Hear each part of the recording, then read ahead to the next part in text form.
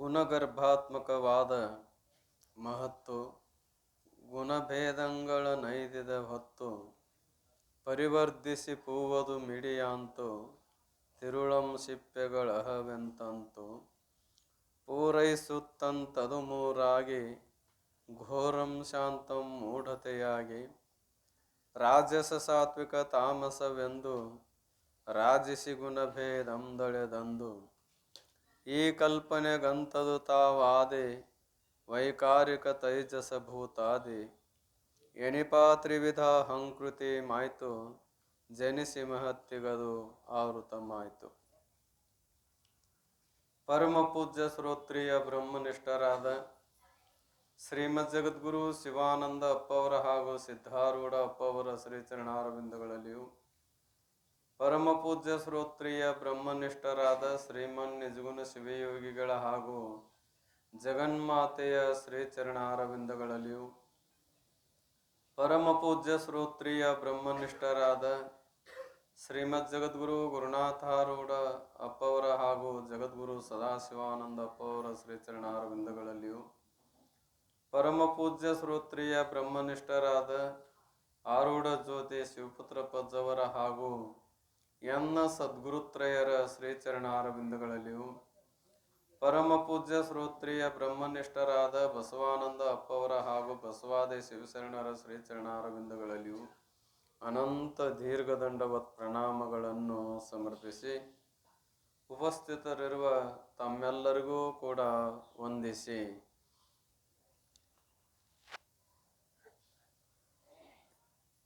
ಈ ಮೂರನೇ ಗತಿಯಲ್ಲಿ ಸೃಷ್ಟಿ ಹೇಗೆ ತಯಾರಾಯಿತು ಅನ್ನುವಂಥದ್ದನ್ನು ಅಂದ್ರೆ ಪಂಚ ಜ್ಞಾನೇಂದ್ರಿಯಗಳು ಕರ್ಮೇಂದ್ರಿಯಗಳು ಮೊದಲಾದವು ಹೇಗೆ ಉತ್ಪತ್ತಿ ಆದವು ಅನ್ನುವಂಥ ವಿಷಯವನ್ನು ಪ್ರತಿಪಾದನೆ ಮಾಡ್ತಾ ಇದ್ದಾರೆ. ನಿನ್ನಿನ ನುಡಿಯಲ್ಲಿ ಏನು ಪ್ರತಿಪಾದನೆ ಮಾಡಿದ್ರು ಅಂತ ಕೇಳಿದ್ರೆ, ಸತ್ತು ಚಿತ್ತು ಆನಂದ ನಿತ್ಯ ಪರಿಪೂರ್ಣನಾದಂಥ ನೀನು ಏನು ಅಂತ ಕೇಳಿದ್ರೆ ಮಹೇಶ್ವರನಾಗಿ ಇಚ್ಛೆಯನ್ನು ಮಾಡಿದಾಗ, ಈ ಕ್ಷಣ ಅಂದ್ರೆ ಈ ನಿರೀಕ್ಷಣೆ ಅಂತ ಬರೆದಿದ್ದಾರೆ. ಈ ಜಗತ್ತು ಹೀಗೆ ತಯಾರು ಮಾಡಬೇಕು ಅಂತ ಸಂಕಲ್ಪಯುಕ್ತನಾದಾಗ ಆ ಸಮಯದಲ್ಲಿ ಏನಾಯ್ತು ಅಂತ ಕೇಳಿದ್ರೆ ಅಹಂಕಾರಕ್ಕೆ ಆಗ ಕಾಲ ನಿರ್ಮಾಣವಾಯಿತು ಅಂತ ಹೇಳಿದರು. ಅದರಿಂದ ಪ್ರಕೃತಿಗೆ ಪ್ರಚೋದನೆವಾದ ಮೇಲೆ ಆ ಪ್ರಕೃತಿ ಏನಾಯ್ತು ಅಂದ್ರೆ ಮುಂದೆ ಮಹತ್ತು ಮೂರು ಅಹಂಕಾರ ರೂಪದಿಂದ ತಯಾರಾಯಿತು ಅಂತ, ವೈಕಾರಿಕ ತೈಜಸ ಭೂತಾದಿ ಅಹಂಕಾರ ಅಂತ ತಿಳ್ಕೊಂಡು ಈಗ ಇಲ್ಲಿ ಏನು ಪ್ರತಿಪಾದನೆ ಮಾಡ್ತಾ ಇದ್ರು ಅಂತ ಕೇಳಿದ್ರೆ, ಮಹತ್ ಅಂದ್ರೆ ಎದಕ್ಕನಬೇಕು? ಗುಣಗರ್ಭಾತ್ಮಕವಾದ ಮಹತ್ತು ಗುಣಭೇದಂಗಳ ನೈದಿದ ಹೊತ್ತು. ಗುಣಗರ್ಭಾತ್ಮಕವಾದ ಮಹತ್ವ ಅಂದ್ರೆ ತ್ರಿಗುಣಗಳಿಂದ ಯುಕ್ತವಾದಂಥ ಮಹತ್ತತ್ವ. ಕಾರಣ ಏನು ಅಂದ್ರೆ ಕಾರಣವಾದ ಪ್ರಕೃತಿಯಲ್ಲಿ ಮೂರು ಗುಣ ಇರುವಾಗ ಕಾರ್ಯವಾದ ಮಹತ್ತಿನಲ್ಲಿ ಮೂರು ಗುಣಗಳು ಇರ್ಲಿಕ್ಕಿಲ್ಲನೋ ಅಂದ್ರೆ ಇರ್ಲಿಕ್ಕೇ ಬೇಕು. ಗುಣಭೇದಗಳನ್ನು ಐದದ ಹೊತ್ತು ಆ ಮೂರು ಭೇದಗಳನ್ನು ಹೊಂದಿದಂಥ ಸಮಯದಲ್ಲಿ ಪರಿವರ್ಧಿಸಿ ಅಂದ್ರೆ ಮುಂದೆ ಜನ್ಮಕ್ಕೆ ಹೇತುವಾಗುವಂಥ ಪ್ರಸಂಗ ಬಂದಾಗ ಪೂವದು ಮಿಡಿ ಅಂತು ತಿರುಳಂ ಸಿಪ್ಪೆಗಳ ಮೆಂತಂತು. ಹೂವು ಅಂದ್ರೆ ಹೂ, ಅದು ಮಿಡಿಯಾಂತು ಮುಂದೆ ಮಿಡಿ ಆಯ್ತು ಅಂದ್ರೆ ಹೂ ಹೋಗಿ ಏನಾಗ್ತದ್ರಿ ಈಚಕಾಯಿ ಅಂತೇವೆ ಅಥವಾ ಮಿಡಿ ಅಂತ ಕರಿತೇವೆ. ಆ ಕೋಮಲವಾದಂಥ ಮಿಡಿ ಅಂತೂ ತಿರುಳಂ ಸಿಪ್ಪೆಗಳ ಅಹವೆಂತಂತು. ಇಲ್ಲಾಂದ್ರೆ ಭೂಮಿಯೊಳಗೆ ಒಂದು ಬೀಜ ಬಿತ್ತಿದಾಗ ಬೀಜ ಏನಾಗ್ತಾ ಇದೆಪ್ಪ ಅಂತ ಕೇಳಿದ್ರೆ ನೆನೆದು ಸ್ವಲ್ಪ ಉಬ್ಬಿರ್ತಾ ಇದೆ. ಮುಂದೆ ಅದೇ ಏನಾಗ್ತಾ ಇದೆ ಅಂದ್ರೆ ಮೊಳಕೆ ಹೊಡೆದು ಬರ್ತಾ ಇದೆ. ಎರಡು ಹೊಳಿಕಾಗಿರ್ತಾವೆ, ನಡು ಏನಪ್ಪಾ ಅಂದ್ರೆ ದೇಟಿನ ಟೈಪ್ ಒಂದು ಸಣ್ಣನ್ನು ಇದು ಇರ್ತಾ ಇದೆ. ಏನೇ ಸಿಪ್ಪೆಗಳು ಅಂತಂತೂ ಪೂರೈಸುತ್ತ ಅಂಥದ್ದು ಮೂರಾಗಿ ಮುಂದೆ ಏನಾಕತ್ತೆ ಅಂದ್ರೆ ಮೂರು ಪ್ರಕಾರ ಆಗ್ತಾ ಇದೆ. ಅಂದ್ರೆ ಎರಡು ಹೊಳಿಕೆ ನಡುವೊಂದೇನಿರ್ತದಲ್ಲ ಆ ರೀತಿಯಾಗಿ ಏನೇನಪ್ಪ ಅಂದ್ರೆ ಘೋರಂ ಶಾಂತಂ ಮೂಢತೆಯಾಗಿ ವೈಕಾರಿಕ ಅಹಂಕಾರದಿಂದ ಶಾಂತವಾಗಿರ್ತಾ ಇದೆ. ಮತ್ತು ರಾಜಸ ಅಹಂಕಾರದಿಂದ ಘೋರ ವೃತ್ತಿ ಇರ್ತಾ ಇದೆ. ತಾಮಸ ವೃತ್ತಿಯಿಂದ ಏನಾಗತ್ತೆ ಅಂದ್ರೆ ತಾಮಸ ಅಹಂಕಾರದಿಂದ ಮೂಢತೆ ಪ್ರಾಪ್ತಿ ಆಗ್ತಾ ಇದೆ. ಆಮೇಲೆ ರಾಜಸ ಸಾತ್ವಿಕ ತಾಮಸವೆಂದು ರಾಜಿಸಿ ಗುಣಭೇದಂ ದಳೆದು ಅಂದು. ಅದೇನಾಗತ್ತಪ್ಪ ಅಂದ್ರೆ 3 ಗುಣಗಳ ಭೇದವನ್ನು ಹೊಂದ್ತಾ ಇದೆ. ಯಾವುದು? ಆ ಮಹತ್ತತ್ವ. ಈ ಕಲ್ಪನೆಗಳಿಗೆ ಅಂಥದು ತಾವು ಆದಿ ವೈಕಾರಿಕ ತೈಜಸ ಭೂತಾದಿ. ಈ 3 ಗುಣಗಳ ಭೇದದಿಂದ ತೋರ್ತೀವಿ ಅಂತ ಅನ್ನೋದಕ್ಕೆ ಕಾರಣ ಏನು ಅಂದ್ರೆ ಕಲ್ಪನೆಗೆ ಅಂಥದು ತಾವು ಆದಿ ಅಂದ್ರೆ ಮೊದಲಿರುವಂಥ ವೈಕಾರಿಕ ತೈಜಸ ಭೂತಾದಿ ಅಹಂಕಾರಂದು ಏನಿಪ ತ್ರಿವಿಧ ಅಹಂಕೃತಿಂ ಆಯಿತು. ಈ ರೀತಿಯಾಗಿ 3 ಅಹಂಕಾರಗಳು ಉತ್ಪತ್ತಿಯಾದವು. ಜನಿಸಿ ಮಹತ್ತಿಗದು ಆವೃತಮಾಯಿತು. ಏನೇ ಉತ್ಪತ್ತಿಯಾಗಿ ಏನದಪ್ಪ ಅಂದ್ರೆ ಮಹತ್ತಿಗೆ ತೋರಿಗೊಡಲಾರದಂತೆ ಮಾಡಿದವು ಅಂತ. ಯಾವ 3 ಅಹಂಕಾರಗಳನ್ನು ತಾತ್ಪರ್ಯ ನೋಡ್ರಿ. ಉಕ್ತ ಪ್ರಕೃತಿಯೇ ಸತ್ವಾದಿ ತ್ರಿಗುಣಾತ್ಮಕ ಸೃಷ್ಟಿಯನ್ನುಂಟು ಮಾಡುವುದಕ್ಕೆ ಯೋಗ್ಯವಾದ ಗರ್ಭಾತ್ಮಕ ಅವಸ್ಥೆಯನ್ನು ಪಡೆಯಲು ಯಾವುದಪ್ಪ ಅಂತ ಕೇಳಿ ಪ್ರಕೃತಿ. ಪ್ರಕೃತಿ ಅಂದ್ರೆ ಯಾವುದು ಅಂದ್ರೆ ಸತ್ವ ರಜ ತಮೋ ಗುಣಗಳಿಂದ ಯುಕ್ತವಾದಂಥದ್ದು. ಅದು ಏನು ಮಾಡ್ತದಪ್ಪ? ಸೃಷ್ಟಿಯನ್ನು ಉಂಟು ಮಾಡುವುದಕ್ಕೆ. ಆ ಪ್ರಕೃತಿಯೇ ಸೃಷ್ಟಿಯನ್ನು ಉತ್ಪತ್ತಿ ಮಾಡೋ ಸಲುವಾಗಿ ಮೊದಲು ಏನಾಗ್ತಾ ಇದೆ ಅಂತ ಕೇಳಿದ್ರೆ ಯೋಗ್ಯವಾದ ಗರ್ಭಾತ್ಮಕ ಅವಸ್ಥೆಯನ್ನು, ಯೋಗ್ಯವಾದಂದ್ರೆ ಮುಂದೆ ಕಾರ್ಯದ ಉತ್ಪತ್ತಿಗೆ ಅನುಕೂಲವಾದಂಥ ಸ್ಥಿತಿಯನ್ನು ಏನು ಮಾಡುತ್ತಾ ಇದೆ? ಪಡೆದಿರ್ತಾ ಇದೆ. ಅದಕ್ಕೆ ಪಡೆಯಲು ಮಹತ್ವ ಎಂದು ಹೇಳಿಸಿಕೊಳ್ಳುತ್ತದೆ. ಅದೇನಂತ ಹೇಳಿಸ್ಕೊಂತು? ಮಹತ್ವ ಅಂತ ಅಥವಾ ಮಹತ್ತತ್ವ ಅಂತ ಕೂಡ ಕರೀತಾ ಇದ್ದಾರೆ.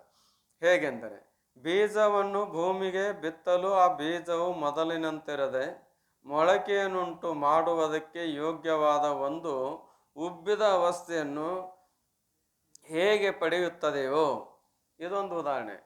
ಈಗ ಭೂಮಿ ಒಳಗೆ ಬಂದು ಬೀಜ ಬಿತ್ತಿ ಬಂದಿವಿ ಅಂದ್ರೆ ಈ ಕಡಲೆ ಏನು ಬಿತ್ತಿದ್ವಿ ಅಂದ್ರೆ ಕಡ್ಲಿ ಇವತ್ತು ಬಿತ್ತಿ ಬರುವಾಗ ಏನಪ್ಪ ಬಿತ್ತುವಾಗೇನು ಒಣದಿರ್ತಾ ಇದೆ, ಅಂದರೆ ಒಣಗಿದ ಬೀಜ ಇರ್ತಾ ಇದೆ. ಭೂಮಿಯಲ್ಲಿ ಬಿತ್ತಿ ಬಂದ ಮೇಲೆ ಮರುದಿವಸ ಹೋಗಿ ನೋಡೋದ್ರೊಳಗಾಗಿ ಅದು ತನ್ನ ಮೊದಲಿನ ತನವನ್ನು ಕಳ್ಕೊಂಡಿರ್ತಾ ಇದೆ. ತನ್ನ ಬಿರುಸುತನವನ್ನು ಕಳ್ಕೊಂಡು ಉಬ್ಬಾವಸ್ಥೆಗೆ ಬಂದಿರ್ತಾ ಇದೆ. ಮುಂದೆ ಜನ್ಮ ಕೊಡಾಕ ಕಾರಣ ಇರ್ತಾ ಇದೆ. ಅಂದ್ರೆ ಸಸಿಗೆ ಉತ್ಪತ್ತಿ ಹೇತು ಇರ್ತಾ ಇದೆ. ಸಸಿ ಉತ್ಪತ್ತಿ ಆಗಿರುವುದಿಲ್ಲ, ಮೊದಲಿನ ಸ್ಥಿತಿ ಉಳಿದಿರುವಂಗಿಲ್ಲ, ಮಧ್ಯ ಸ್ಥಿತಿಯಲ್ಲಿ ಏನು ಇರ್ತದಲ್ಲ ಅದಕ್ಕೆ ಉಬ್ಬಾವಸ್ಥೆ ಅಂತೇವಿ. ಅದಕ್ಕೆ ಮಹತ್ತತ್ವ ಹಾಗೆ ಇರುತ್ತದೆ ಅಂತ. ಈ ಕಡೆ ಪ್ರಕೃತಿ ರೂಪದಲ್ಲಿ ಉಳಿದಿಲ್ಲ, ಮುಂದೆ ಕಾರ್ಯ ಉತ್ಪತ್ತಿನೂ ಮಾಡಿಲ್ಲ, ಕಾರ್ಯ ಉತ್ಪತ್ತಿ ಮಾಡುವ ಹಂತದೊಳಗದ. ಅದಕ್ಕಾಗಿ ಮಹತ್ತತ್ವ ಅಂತಾರ. ಇಲ್ಲ ಅಂದ್ರೆ ಗರ್ಭಿಣಿ ಸ್ತ್ರೀಗಳ ದೃಷ್ಟಾಂತವನ್ನು ಕೊಡ್ತಾ ಇದ್ದಾರೆ. ಇನ್ನೊಂದು ಹೇಗೆ ಅಂತ ಕೇಳಿದ್ದಾದ್ರೆ ಉಬ್ಬಿದ ಅವಸ್ಥೆಯನ್ನು ಹೇಗೆ ಪಡೆಯುತ್ತದೆ ಮತ್ತು ಗರ್ಭಿಣಿಯಾದ ಸ್ತ್ರೀಯಳು ಮೊದಲಿನಂತೆ ಕನ್ಯಾವಸ್ಥೆ ಉಳ್ಳವಳೂ ಅಲ್ಲ, ಕೂಸನ್ನು ಹಡೆದವಳೂ ಆಗಿಲ್ಲ, ಕಿಂತು ಮುಂದೆ ಹಡೆಯುವುದಕ್ಕೆ ಯೋಗ್ಯವಾದ ಗರ್ಭಾತ್ಮಕ ಅವಸ್ಥೆಯು ಹೊಂದಿರುವ ಗರ್ಭಿಣಿ ಸ್ತ್ರೀಯಳು ಹೇಗೋ ಹಾಗೆ. ಹೆಣ್ಣು ಮಗಳು ಮದುವೆ ಮಾಡಿಕೊಟ್ಟ ಮೇಲೆ, ಮದುವೆ ಮಾಡಿಕೊಟ್ಟಾಗ ಕನ್ಯಾವಸ್ಥೆ ಇರ್ತಾ ಇದೆ. ಮದುವೆ ಮಾಡಿಕೊಟ್ಟ ನಂತರದಲ್ಲಿ ಗರ್ಭ ಧರಿಸಿದ ಮೇಲೆ ಮುಂದೆ ಮಕ್ಕಳಿಗೆ ಜನ್ಮ ಕೊಟ್ಟಿಲ್ಲ, ಮೊದಲಿನ ಕನ್ಯಾವಸ್ಥೆ ಉಳಿದಿಲ್ಲ, ಮುಂದೆ ಜನ್ಮ ಕೊಡಲಿಕ್ಕೆ ಹೇತುಭೂತವಾಗಿ ನಿಂತಿರ್ತಕ್ಕಂಥ ಹೆಣ್ಮಗಳು ಹೇಗೋ ಹಾಗೆ ಈ ಪ್ರಕೃತಿಯು ಸೃಷ್ಟಿಗೆ ಅಭಿಮುಖವಾಗಲು, ಈ ಪ್ರಕೃತಿನೇ ಆಯ್ತು ಸೃಷ್ಟಿಗೆ ಅಭಿಮುಖವಾಗಲು ಅಂದ್ರೆ ಸೃಷ್ಟಿಯನ್ನು ಉತ್ಪತ್ತಿ ಮಾಡಕ್ಕೆ ಏನಾಗ್ಯದಪ್ಪ ಅಂದ್ರೆ ತಯಾರಾಗ್ಯದ. ಅಭಿಮುಖವಾಗಲು ಮಹತ್ತತ್ವ ಎಂದು ಹೇಳಿಸಿಕೊಳ್ಳುತ್ತದೆ. ಆಗ್ಯದ ನಿನ್ನೂ ಸೃಷ್ಟಿ ಉತ್ಪತ್ತಿ ಆಗಿಲ್ಲ, ಮೊದಲು ಕಾರಣ ರೂಪದಲ್ಲಿ ರೈತನೂ ಇಲ್ಲ, ಮಧ್ಯ ಅವಸ್ಥೆಯಾಗ ನಿಂತದ, ಇನ್ನು ಕಾರ್ಯ ಉತ್ಪತ್ತಿ ಮಾಡೋ ಹಂತಕ್ಕೆ. ಅದಕ್ಕೆ ಮಹತ್ತತ್ವ ಅಂತ ಕರಿತಾ ಇದ್ದಾರೆ. ಬಳಿಕ ಈ ಮಹತ್ತತ್ವದಿಂದ ಮತ್ತು ಜನ್ಮ ಕೊಡೋಕೆ ತಯಾರಾಗಿ ನಿಂತದ ಜನ್ಮ ಕೊಡಲೇಬೇಕು. ಆವಾಗ ಮಹತ್ತತ್ವದಿಂದ ವೈಕಾರಿಕ ತೈಜಸ ಭೂತಾದಿ ಎಂಬ 3 ಅಹಂಕಾರಗಳು ಉತ್ಪನ್ನವಾದವು. ಒಂದು ವೈಕಾರಿಕ ಅಹಂಕಾರ, ಒಂದು ತೈಜಸ ಅಹಂಕಾರ, ಒಂದು ಭೂತಾದಿ ಅಂದ್ರೆ ಪಂಚಮಹಾಭೂತ ರೂಪವಾದಂಥ ಅಹಂಕಾರ. ಹೂ ಬೆಳೆದು ಮಿಡಿಯಾಗಲು ಅದರ ಒಳಸಿಪ್ಪೆ ಹೊರಸಿಪ್ಪೆ ತಿರುಳುಗಳೆಂದು 3 ಭಾಗಗಳು ಹೇಗಾಗುತ್ತವೆಯೋ, ಹೂ ಬೆಳೆದು ಮಿಡಿ ಆಯಿತು ಅಂದ್ರೆ ಅದರ ಒಳಸಿಪ್ಪೆ ಹೊರಸಿಪ್ಪೆ ಮತ್ತು ನಡು ಒಂದೇನಪ್ಪ ಅಂತ ಕೇಳಿದರೆ ತಿರುಳು ಇರ್ತಾ ಇದೆ. ಹಾಗೇನಪ್ಪ ಅಂತ ಕೇಳಿ 3 ಭಾಗಗಳಾಗ್ತಾ ಇದೆ. ಮತ್ತು ಬೀಜವು ಹುಟ್ಟಿ 2 ಎಲೆ 1 ಮೊಳಕೆ ಹೇಗೆ 3 ಭಾಗವಾಗುತ್ತದೆ. ಈ ಬಿತ್ತಿದ ಬೀಜ ಆದರೂ ಕೂಡ ಭೂಮಿ ಬಿಟ್ಟು ಹೊರಗೆ ಬಂತಂದ್ರೆ ಯಾವ ಒಂದು ಬೀಜ ಹೋಗಿ 2 ಮೊಳಕೆಗಿರ್ತಾ ಇದೆ, ನಡು ಏನಪ್ಪಾ ಅಂತ ಕೇಳಿದ್ದಾದ್ರೆ ಅದು ಸೊಳಕೆ ಅಂತಾರೆ, ಅದಕ್ಕೆ ಅದು ಇರ್ತಾ ಇದೆ. ಭಾಗವಾಗುತ್ತದೆಯೋ ಹಾಗೆ ಮಹತ್ತಾದರೂ ಮೂರು ಭಾಗವಾಯಿತು. ಮಹತ್ತತ್ವ ಕೂಡ ಏನಾಯ್ತು? ಮೂರು ಭಾಗವಾಯಿತು. ಬಳಿಕ ವೈಕಾರಿಕ, ತೈಜಸ, ಭೂತಾದಿ ಎಂಬ ಮೂರು ಅಹಂಕಾರಗಳಿಂದ ಕ್ರಮವಾಗಿ, ಆ ಅಹಂಕಾರಗಳಿಂದ ಕ್ರಮದವಾಗಿ ಏನಾಯ್ತು? ಶಾಂತ, ಘೋರ, ಮೂಢತೆ ಎಂಬ ಮೂರು ವೃತ್ತಿಗಳು ಉತ್ಪನ್ನವಾದವು. ವೈಕಾರಿಕ ಅಹಂಕಾರದಿಂದ ಶಾಂತ, ರಾಜಸ ಅಹಂಕಾರದಿಂದ ಘೋರ, ಆಮೇಲೆ ಭೂತಾದಿ ಅಹಂಕಾರದಿಂದ ಮೂಢತೆ ಎನ್ನುವಂಥ ಮೂರು ಗುಣಗಳು, ಮೂರು ವೃತ್ತಿಗಳು ಉತ್ಪನ್ನ ಆದವು. ಬಳಿಕ ಈ ಮೂರು ವೃತ್ತಿಗಳಿಂದ ಕ್ರಮವಾಗಿ ಯಾವ ಶಾಂತ, ಘೋರ, ಮೂಢತೆ ಉಳ್ಳಂಥ ಮೂರು ವೃತ್ತಿಗಳಿಂದ ಕ್ರಮವಾಗಿ ಸಾತ್ವಿಕ, ರಾಜಸ, ತಾಮಸ ಎಂಬ ಮೂರು ಗುಣಗಳು ಹುಟ್ಟಿದವು. ಮೂರು ಗುಣ ಇದಾನಂದ್ರೆ ಉತ್ಪತ್ತಿ ಆಗ್ತಾವೆ. ಈ ಪ್ರಕಾರ ಮಹತ್ತತ್ವದಿಂದ ಮೂರು ಅಹಂಕಾರಗಳು ಹುಟ್ಟಿ ಆ ಮಹತ್ತನ್ನೇ ಆವರಣ ಮಾಡುವಂಥವುಗಳಾದವು. ಆ ಮಹತ್ತತ್ವವನ್ನು ಮರೆಸಿ ಇವೇ ಏನಾಗಕತ್ತಿದ್ವು ಅಂದ್ರೆ ಪ್ರಕಟವಾದವಲ್ಲ, ಅದಕ್ಕೆ ಆವರಣ ಮಾಡ್ಯಾವು ಅಂತ ಅರ್ಥ ಮಾಡಿದ್ದಾರೆ. ವೈಕಾರಿಕ ತೈಜಸ ಅಹಂಕಾರಗಳೆರಡರಿಂದ ಮನಸ್ಸು, ವೈಕಾರಿಕ ಅಹಂಕಾರದಿಂದ 11 ಇಂದ್ರಿಯ ಅಭಿಮಾನಿ ದೇವತೆಗಳು ಆಗಿರುತ್ತವೆ ಎಂದು ಹೇಳುತ್ತಾರೆ. ಮುಂದೇನಪ್ಪ ಅಂತ ಕೇಳಿದ್ರೆ ವೈಕಾರಿಕ ತೈಜಸ ಅಹಂಕಾರಗಳೆರಡರಿಂದ, ಎರಡು ಅಹಂಕಾರಗಳು ಕೂಡಿಕೊಂಡು ಒಂದು ಮನಸ್ಸು ತಯಾರಾಗ್ತಾ ಇದೆ. ಮುಂದೆ ವೈಕಾರಿಕ ಅಹಂಕಾರದಿಂದ 11 ಇಂದ್ರಿಯ ಅಭಿಮಾನಿ ದೇವತೆಗಳು ಆಗಿರುತ್ತವೆ. 11 ಇಂದ್ರಿಯ, ಆ 11 ಇಂದ್ರಿಯಗಳ 11 ಮಂದಿ ದೇವತೆಗಳದಾರ ಎಂದು ಹೇಳುತ್ತಾರೆ. ಶಾಂತವೆನಿಪ ಸಾತ್ವಿಕ ಒಂದು ಅಂಥದು ತೈಜಸವ ಹಮ್ಮಿಂದ ಪೊಳೆವದು ಮನವೆಂಬ ಇಂದ್ರಿಯ ಮಂದು, ಬಳಿಕಿಂದ್ರಿಯ ದೇವತೆ 11 ದಿಕ್ಕನಿಲ ರವಿ ವರುಣಾಶ್ವಿನಿಗಳು, ಅರ್ಕನು ಮಿಂದ್ರಂ ಮೃತ್ಯು ವಿಧಿಗಳು ಮಿತ್ರಂ, ಮತ್ತೊಬ್ಬಂ ಮೃಗಧರನು ಪುತ್ರನೇ 11 ದೇವರನು. ಸಾತ್ವಿಕ ಹಮ್ಮಿನ ಕಾರ್ಯಮದೆಂದು ತತ್ವಜ್ಞರ್ ಮಾಯಾಮಯವೆಂದು ಪೇಳ್ವರ್ ಮನದ ವಿಕಲ್ಪಮಿವೆಲ್ಲ ಕೇಳದರೆಂ ನಿತ್ಯಂ ನಿನಗಿಲ್ಲ. ನಿತ್ಯವಾದ ನಿನ್ನ ಸ್ವರೂಪದೊಳಗೆ ಯಾವರದವನಂತ ಕೇಳಿದ್ರೆ ಇಲ್ಲ. ಇವೆಲ್ಲ ಎದರ ಪರಿಣಾಮಪ್ಪ ಅಂತ ಕೇಳಿದ್ದಾದ್ರೆ ಇವು ಮಾಯಾ ಪರಿಣಾಮ ಅಲ್ಲ, ಹೊರತಾಗಿ ಮತ್ತೊಂದರ ಪರಿಣಾಮ ಅಲ್ಲ. ನೀನು ಇವುಗಳಿಗೆ ವಿರಹಿತನಾಗಿ ಭಿನ್ನನಾಗಿದ್ದೀಯ ಎಂದು. ಶಾಂತವೆನಿಪ ಸಾತ್ವಿಕ ಒಂದು ಅಂದವು. ಏನು ಶಾಂತವೆನಿಪ? ವೈಕಾರಿಕ ಹಂತದಿಂದ ಉತ್ಪತ್ತಿ ಆದದ್ದು ಯಾವ್ದ್ರಿ? ಶಾಂತ ವೃತ್ತಿ. ಸಾತ್ವಿಕ ಒಂದು ಅಂದ ಅಂದ್ರೆ ಅದರ ಸ್ವರೂಪ.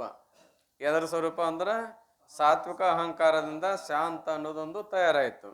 ಅಂಥದು ತೈಜಸವಹ ಹಮ್ಮಿಂದ ಮುಂದೇನಾಯ್ತು ಅಂತ ಕೇಳಿದ್ದಾದ್ರೆ ಅಂಥದು ಅಂತಂದರೆ ಮತ್ತದು, ಅಂತೆ ಅದು ಅಂದ್ರೆ ಮತ್ತೆ ಅದು, ತೈಜಸವಹ ಹಮ್ಮಿಂದ ಅದೇ ಮುಂದೆ ತೈಜಸ ಅನ್ನುವಂಥ ಅಹಂಕಾರದಿಂದ ಪೊಳೆವುದು ಮನವೆಂಬ ಇಂದ್ರಿಯಂ ಒಂದು.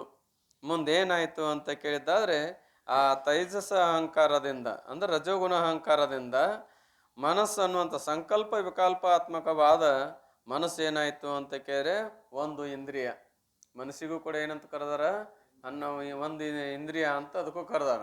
ಈಗ ಸಾಮಾನ್ಯವಾಗಿ ಏಕಾದಶಿ ಅಂತ ಬರ್ತಾವಲ್ಲ, 15 ದಿನಕ್ಕೊಂದು ಬರ್ತಾವು. ಆಮೇಲೆ ಮುಖ್ಯವಾಗಿ ಆಷಾಢ ಏಕಾದಶಿ, ಆಮೇಲೆ ಕಾರ್ತಿಕ ಏಕಾದಶಿ ಅಂತ 2 ಬರ್ತಾವೆ. ಇನ್ನು ತಿಂಗಳದಾಗ 2 ಸಲ ಒಮ್ಮೆ ಏನಪ್ಪ ಅಂದ್ರೆ 15 ದಿನಕ್ಕೊಮ್ಮೆ ಏಕಾದಶಿ ಬರ್ತಾ ಇದೆ. ಅವಾಗ ಏಕಾದಶಿ ಪದಕ್ಕೆ ಅರ್ಥ ಏನು ಅಂತ ಕೇಳಿ ಉಪವಾಸ ಮಾಡೋದು ಅಂತ. ಸಾಮಾನ್ಯ ವ್ಯವಹಾರ ದಶದಲ್ಲಿ ಏನು ಮಾಡೋದು? ಉಪವಾಸ ಮಾಡೋದು. ಉಪವಾಸ ಮಾಡೋದು ಅಂದ್ರೆ ಏನಪ್ಪಾ ಅಂದ್ರೆ ಹೊಟ್ಟಿಗೆ ಅವತ್ತೊಂದು ದಿನ ಆಹಾರ ಕೊಡೋದು ಬಿಡೋದು. ಒಂದು ದಿವಸ ಏನು ಮಾಡಿದ್ರಿ? ಆಹಾರ ಕೊಡೋದು ಬಿಡೋದು. ಯಾಕೆ? ಅದರಿಂದ ಏನು ಲಾಭ ಅದ ಅನ್ನೋದು ನೀವು ಯೋಗ ಸಾಧನವನ್ನು ಮಾಡಿಸುವಂಥ ಪೂಜಾರಿ ನಿಮ್ಗೆ ಹೇಳಿರ್ಬೇಕು. ಏನು ಒಂದು ದಿವಸ ವಾರದಾಗ 1 ದಿನಾರ ಇದಕ್ಕೆ ಒಂದಿಟ್ಟು ರೆಸ್ಟ್ ಕೊಡ್ಬೇಕಂತ. ಎದಕ್ರಿ? ಹೊಟ್ಟಿಗೆ. ನಾವು ರೆಸ್ಟ್ ಕೊಡ್ತೇವೆ ಏನು ಕೊಡ್ತೇವೆ ಗೊತ್ತಿಲ್ಲ. ಅಂತೂ ಏನದಪ್ಪ ಅಂತ ಕೇಳಿದ್ರೆ ಅವತ್ತೊಂದು ದಿವಸ ಉಪವಾಸ ಮಾಡುವ ಉದ್ದೇಶ ಏನು ಅಂತ ಕೇಳಿದ್ರೆ ಏಕಾದಶಿ ದಿನ ಯಾರೋ ಪಾಂಡುರಂಗನ ಅಥವಾ ಪರಮಾತ್ಮನ ಅವರವ್ರ ಇಷ್ಟ ದೇವತಾವನ್ನು ಕುರಿತು ಧ್ಯಾನ ಮಾಡೋದಿರ್ತಾ ಇದೆ. ಅವತ್ತೇನು ಚಿಂತನೆ ಮಾಡಿದ್ರಿ ಅವತ್ತೊಂದಿನ ಪರಮಾತ್ಮನ ಧ್ಯಾನ ಮಾಡೋದಿರ್ತದೆ. ಪರಮಾತ್ಮನ ಧ್ಯಾನ ಮಾಡ್ಬೇಕಾಗಿತ್ತಂದ್ರ ಏನು ಬರಬೇಕು ಅಂದ್ರೆ ಶರೀರ ಹಗರಿರ್ಬೇಕು. ಶರೀರ ಸ್ಥೂಲ ಆಯ್ತು ಅಂದ್ರೆ ಉಣ್ಣುವುದರಿಂದ ಏನಾಕತ್ತಪ್ಪ ಅಂತ ಕೇಳಿದ್ದಾದ್ರೆ ಆಲಸಿ ಆಗ್ತಾ ಇದೆ. ಕಣ್ತುಂಬ ಹೊಡೆದ್ವಿ ಅಂದ್ರೆ ಆಲಸಿ ಆಗ್ತಾ ಇದೆ. ಆಲಸಿ ಆದಂಥ ಮನುಷ್ಯನಿಗೆ ಧ್ಯಾನ ಮಾಡಬೇಕಾದ್ರೆ ಕುಂದ್ರುವಂಥ ತಾಕತ್ತು ಬರೋದಿಲ್ಲ. ಅದಕ್ಕಾಗಿ ಸಾಮಾನ್ಯವಾಗಿ ವ್ಯವಹಾರದಲ್ಲಿ ಧ್ಯಾನ ಮಾಡುವಾಗ ಎಷ್ಟು ಶರೀರದಲ್ಲಿ ಆಹಾರದ ಏನಪ್ಪಾ ಅಂದ್ರೆ ಕಡಿಮೆ ಇರ್ತಾ ಇದೆ, ಅನುಕೂಲ ಆಕತೆ ಅಂತ. ಇನ್ನು ಸೂಕ್ಷ್ಮವಾಗಿ ವಿಚಾರ ಮಾಡಿ ನೋಡಿದ್ರೆ ಏಕಾದಶಿ ಅಂದ್ರೆ 11 ಇಂದ್ರಿಯಗಳನ್ನ ತನ್ನ ಸ್ವಾಧೀನದಲ್ಲಿ ತಗೊಳ್ದು. ಯಾವನ್ನ 11 ಇಂದ್ರಿಯಗಳು? 11 ಯಾವುವು ಅಂದ್ರೆ ಪಂಚ ಜ್ಞಾನೇಂದ್ರಿಯ, ಪಂಚ ಕರ್ಮೇಂದ್ರಿಯ, 1 ಮನಸ್ಸನ್ನು. ಇವುಗಳನ್ನ ತನ್ನ ಹತೋಟಿಯಲ್ಲಿ ಇಟ್ಕೊಳ್ಳೋದಕ್ಕೆ ಏನಂತ ಕರೀತಾರೋ ಅಂದ್ರೆ ಏಕಾದಶಿ ಅಂತ ತಿಳ್ಕೊಂಡು ಏನನ್ಬೇಕು? ಏಕಾದಶಿ. ದಶಿ ಅಂದ್ರೆ 10. ದಶಿ ಪದಕ್ಕೆ ಅರ್ಥೇನು? 10. ಏಕ ಅನ್ನೋದು 1. ಅದೊಂದು ಕೂಡಿಸಿದ್ರೆ ಎಷ್ಟಾಕೋ ಅಂದ್ರೆ 11 ತತ್ವಗಳು. ಅದಕ್ಕೆ ಪೊಳೆವುದು ಮನವೆಂಬ ಇಂದ್ರಿಯ 1, ಬಳಿಕ ಇಂದ್ರಿಯ ದೇವತೆ 11. ಏನು? ಒಂದು ಮನಸ್ಸು ಇಂದ್ರಿಯ, ಆಮೇಲೆ ಪಂಚ ಜ್ಞಾನೇಂದ್ರಿಯ, ಪಂಚ ಕರ್ಮೇಂದ್ರಿಯ, ಅವು 10. ಆ 10 ಒಂದು ಮನಸ್ಸು ಕೂಡಿ 11. ಈ 11 ಇಂದ್ರಿಯಗಳಿಗೆ 11 ಮಂದಿ ದೇವತೆಗಳದಾರ. ಎಷ್ಟು ಮಂದಿ ದೇವತೆಗಳದಾರೆ? 11 ಮಂದಿ ದೇವತೆಗಳದಾರ. ಈ ವಿಷಯ ವಿಚಾರ ಚಂದ್ರೋದಯದಲ್ಲಿ ತ್ರಿಪುಟಿಯನ್ನು ಹೇಳುವಾಗ 14 ತ್ರಿಪುಟಿಗಳಿಂದ ಕೂಡಿಕೊಂಡು ಎಲ್ಲಿ ವ್ಯವಹಾರ ನಡೆಯುತ್ತದೆಯೋ ಜಾಗೃತ ಅವಸ್ಥಾ ಅಂತ. 14 ಇಂದ್ರಿಯಗಳಂದ್ರೆ ಅಥವಾ 14 ತ್ರಿಪುಟಿ: ಅಧ್ಯಾತ್ಮ, ಅಧಿಭೂತ, ಅಧಿದೈವ. ಅಧ್ಯಾತ್ಮ ಅಂದ್ರೆ ಇಂದ್ರಿಯಗಳು, ಅಧಿಭೂತ ಅಂದ್ರೆ ಅಥವಾ ಅಧಿದೈವ ಅಂದ್ರೆ ದೇವತೆಗಳು, ಅಧಿಭೂತ ಅಂದ್ರೆ ವಿಷಯಗಳು, ಅಧ್ಯಾತ್ಮ ಅಂದರೆ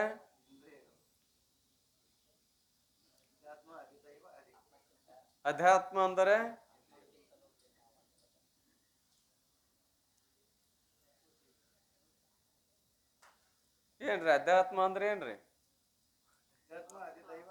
ಹೌದು, ಹೆಸರು ಅದವಲ್ಲ. ಆಧ್ಯಾತ್ಮಿಕ ಲಕ್ಷಣ ಏನು ಅಥವಾ ಅದರ ಸ್ವರೂಪ ಏನು? ಅಧ್ಯಾತ್ಮ ಅಂದರೆ ಯಾವುದಕ್ಕೆ ಅನ್ನಬೇಕು?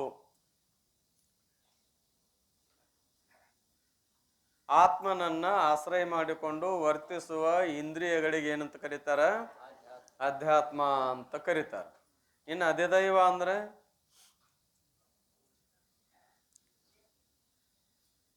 ಎಲ್ಲ ಆಗಿ ಬಂದ, ಅದಕ್ಕಷ್ಟೇ ಕೇಳೋರು, ಸುಮ್ಮನೆ ನೆನಪಿಗೆ ಬರಲಿ ಅಂತ ತಿಳ್ಕೊಂಡು. ಅಧಿದೈವ ಅಂದ್ರೆ ಏನ್ರಿ? ಆತ್ಮನಕ್ಕಿಂತಲೂ ಭಿನ್ನ ರೀ, ಭಿನ್ನವಾಗಿರಬೇಕು, ಇಂದ್ರಿಯಗಳಿಗೆ ಅಗೋಚರವಾಗಿರಬೇಕು, ಅವಕ್ಕೆ ಅಧಿದೈವ ಅಂತೇವೆ ಅಂದ್ರೆ ಅಂತ ತಿಳ್ಕೋರಿ. ಲಕ್ಷಣ ನೋಡ್ರಿ, ಈಗ ಹೇಳಿದ್ದನ್ನ ಆತ್ಮನಕ್ಕಿಂತಲೂ ಭಿನ್ನವಾಗಿರಬೇಕು, ಆಮೇಲೆ ಇಂದ್ರಿಯಗಳಿಗೆ ಅಗೋಚರವಾಗಿರಬೇಕು, ಅದಕ್ಕೇನಂತೀರಿ? ಅಧಿದೈವ ಅಂದ್ರೆ. ಇಂದ್ರಿಯಗಳಾದರೂ ಕೂಡ ಆತ್ಮನಕ್ಕಿಂತ ಭಿನ್ನ ಅದಾವೋ ಏನಿಲ್ಲೋ? ಮತ್ತು ಅವಕ್ಕೂ ಅನ್ರಿ ಅಧಿದೈವ ಅಂತೇಳಿ ಅವಕ್ಕೂ ಅನ್ಬೇಕಲ್ಲ. ಮತ್ತು ಆತ್ಮನಕ್ಕಿಂತ ಭಿನ್ನವಾದದ್ದಕ್ಕೆ ನೀವು ಅಧಿದೈವ ಅಂದ್ರೆ ಕಣ್ಣಿ ಕಾಣಿಸೋದಿಲ್ಲ. ಅವಕ್ಕ ಇಂದ್ರಿಯ ಏನಂದ್ರೆ ಅಧಿದೈವ ಅಂದ್ರೆ ಇಂದ್ರಿಯಗಳು ಆತ್ಮನಕ್ಕಿಂತ ಭಿನ್ನ ಅದಾವ ಇಲ್ಲೋ? ಅವು ಭಿನ್ನ ಅದಾವ. ಮತ್ತು ಆ ನೇತ್ರಾದಿ ಇಂದ್ರಿಯಗಳಿಗೆ ಆ ಇಂದ್ರಿಯಗಳು ಕೂಡ ಅಗೋಚರವೋ ಏನು ಗೋಚರವೋ? ಅವು ಅಗೋಚರನ ಅದಾವ. ಮತ್ತು ಅವಕ್ಕೂ ಏನನ್ಬೇಕು? ಅಧಿದೈವ ಅನ್ರಿ. ಇಂದ್ರಿಯಗಳಿಗೆ ಅಧಿದೈವ ಅಂತೀರೇನು? ಇಲ್ಲ, ಇಂದ್ರಿಯಗಳಿಗೆ ಅಧಿದೈವ ಹೇಳ್ತೀರಿ, ಆದ್ರೆ ಇಂದ್ರಿಯಗಳಿಗೆ ಅಧಿದೈವ ಅನ್ನೋದಿಲ್ಲ. ಅಂದ್ರೆ ಆತ್ಮನಕ್ಕಿಂತಲೂ ಭಿನ್ನವಾಗಿರ್ಬೇಕು, ಇಂದ್ರಿಯಾದಿಗಳಿಗೆ ವಿಷಯ ಆಗಿರಬಾರ್ದು, ಅದಕ್ಕೆ ಅಧಿದೈವ ಅನ್ನೋ ಲಕ್ಷಣ ಅತಿವ್ಯಾಪ್ತಿ ಆಗ್ತಾ ಇದೆ. ಏನಾಗ್ತಾ ಇದೆ? ಅತಿವ್ಯಾಪ್ತಿ ಆಗ್ತಾ ಇದೆ. ಈಗ ಅತಿವ್ಯಾಪ್ತಿ ಬರಬಾರ್ದು ಅಂದ್ರೆ ಏನ್ ಮಾಡ್ಬೇಕು ಅಂದ್ರೆ ಆ ಲಕ್ಷಣ ಏನ್ ಮಾಡ್ಯಾರಂತಕರೆ ಸ್ವಸಂಗಾತ್ಸೆ ಭಿನ್ನ ಹೋವೆ, ತನ್ನ ಸಂಗಾತದಕ್ಕಿಂತಲೂ ಭಿನ್ನವಾಗಿರಬೇಕು, ನೇತ್ರಾದಿ ಇಂದ್ರಿಯಗಳಿಗೆ ಅಗೋಚರವಾಗಿರಬೇಕು ಅಥವಾ ನೇತ್ರಕ್ಕೆ ಅಗೋಚರವಾಗಿರಬೇಕು. ಅವಕ್ಕೇನಂತ ಕರೀತಾರ? ಅಧಿದೈವ. ಸ್ವಸಂಗಾತ್ಸೆ ಭಿನ್ನ ಹೋವೆ, ಸ್ವಸೆ ಭಿನ್ನ ನೈ.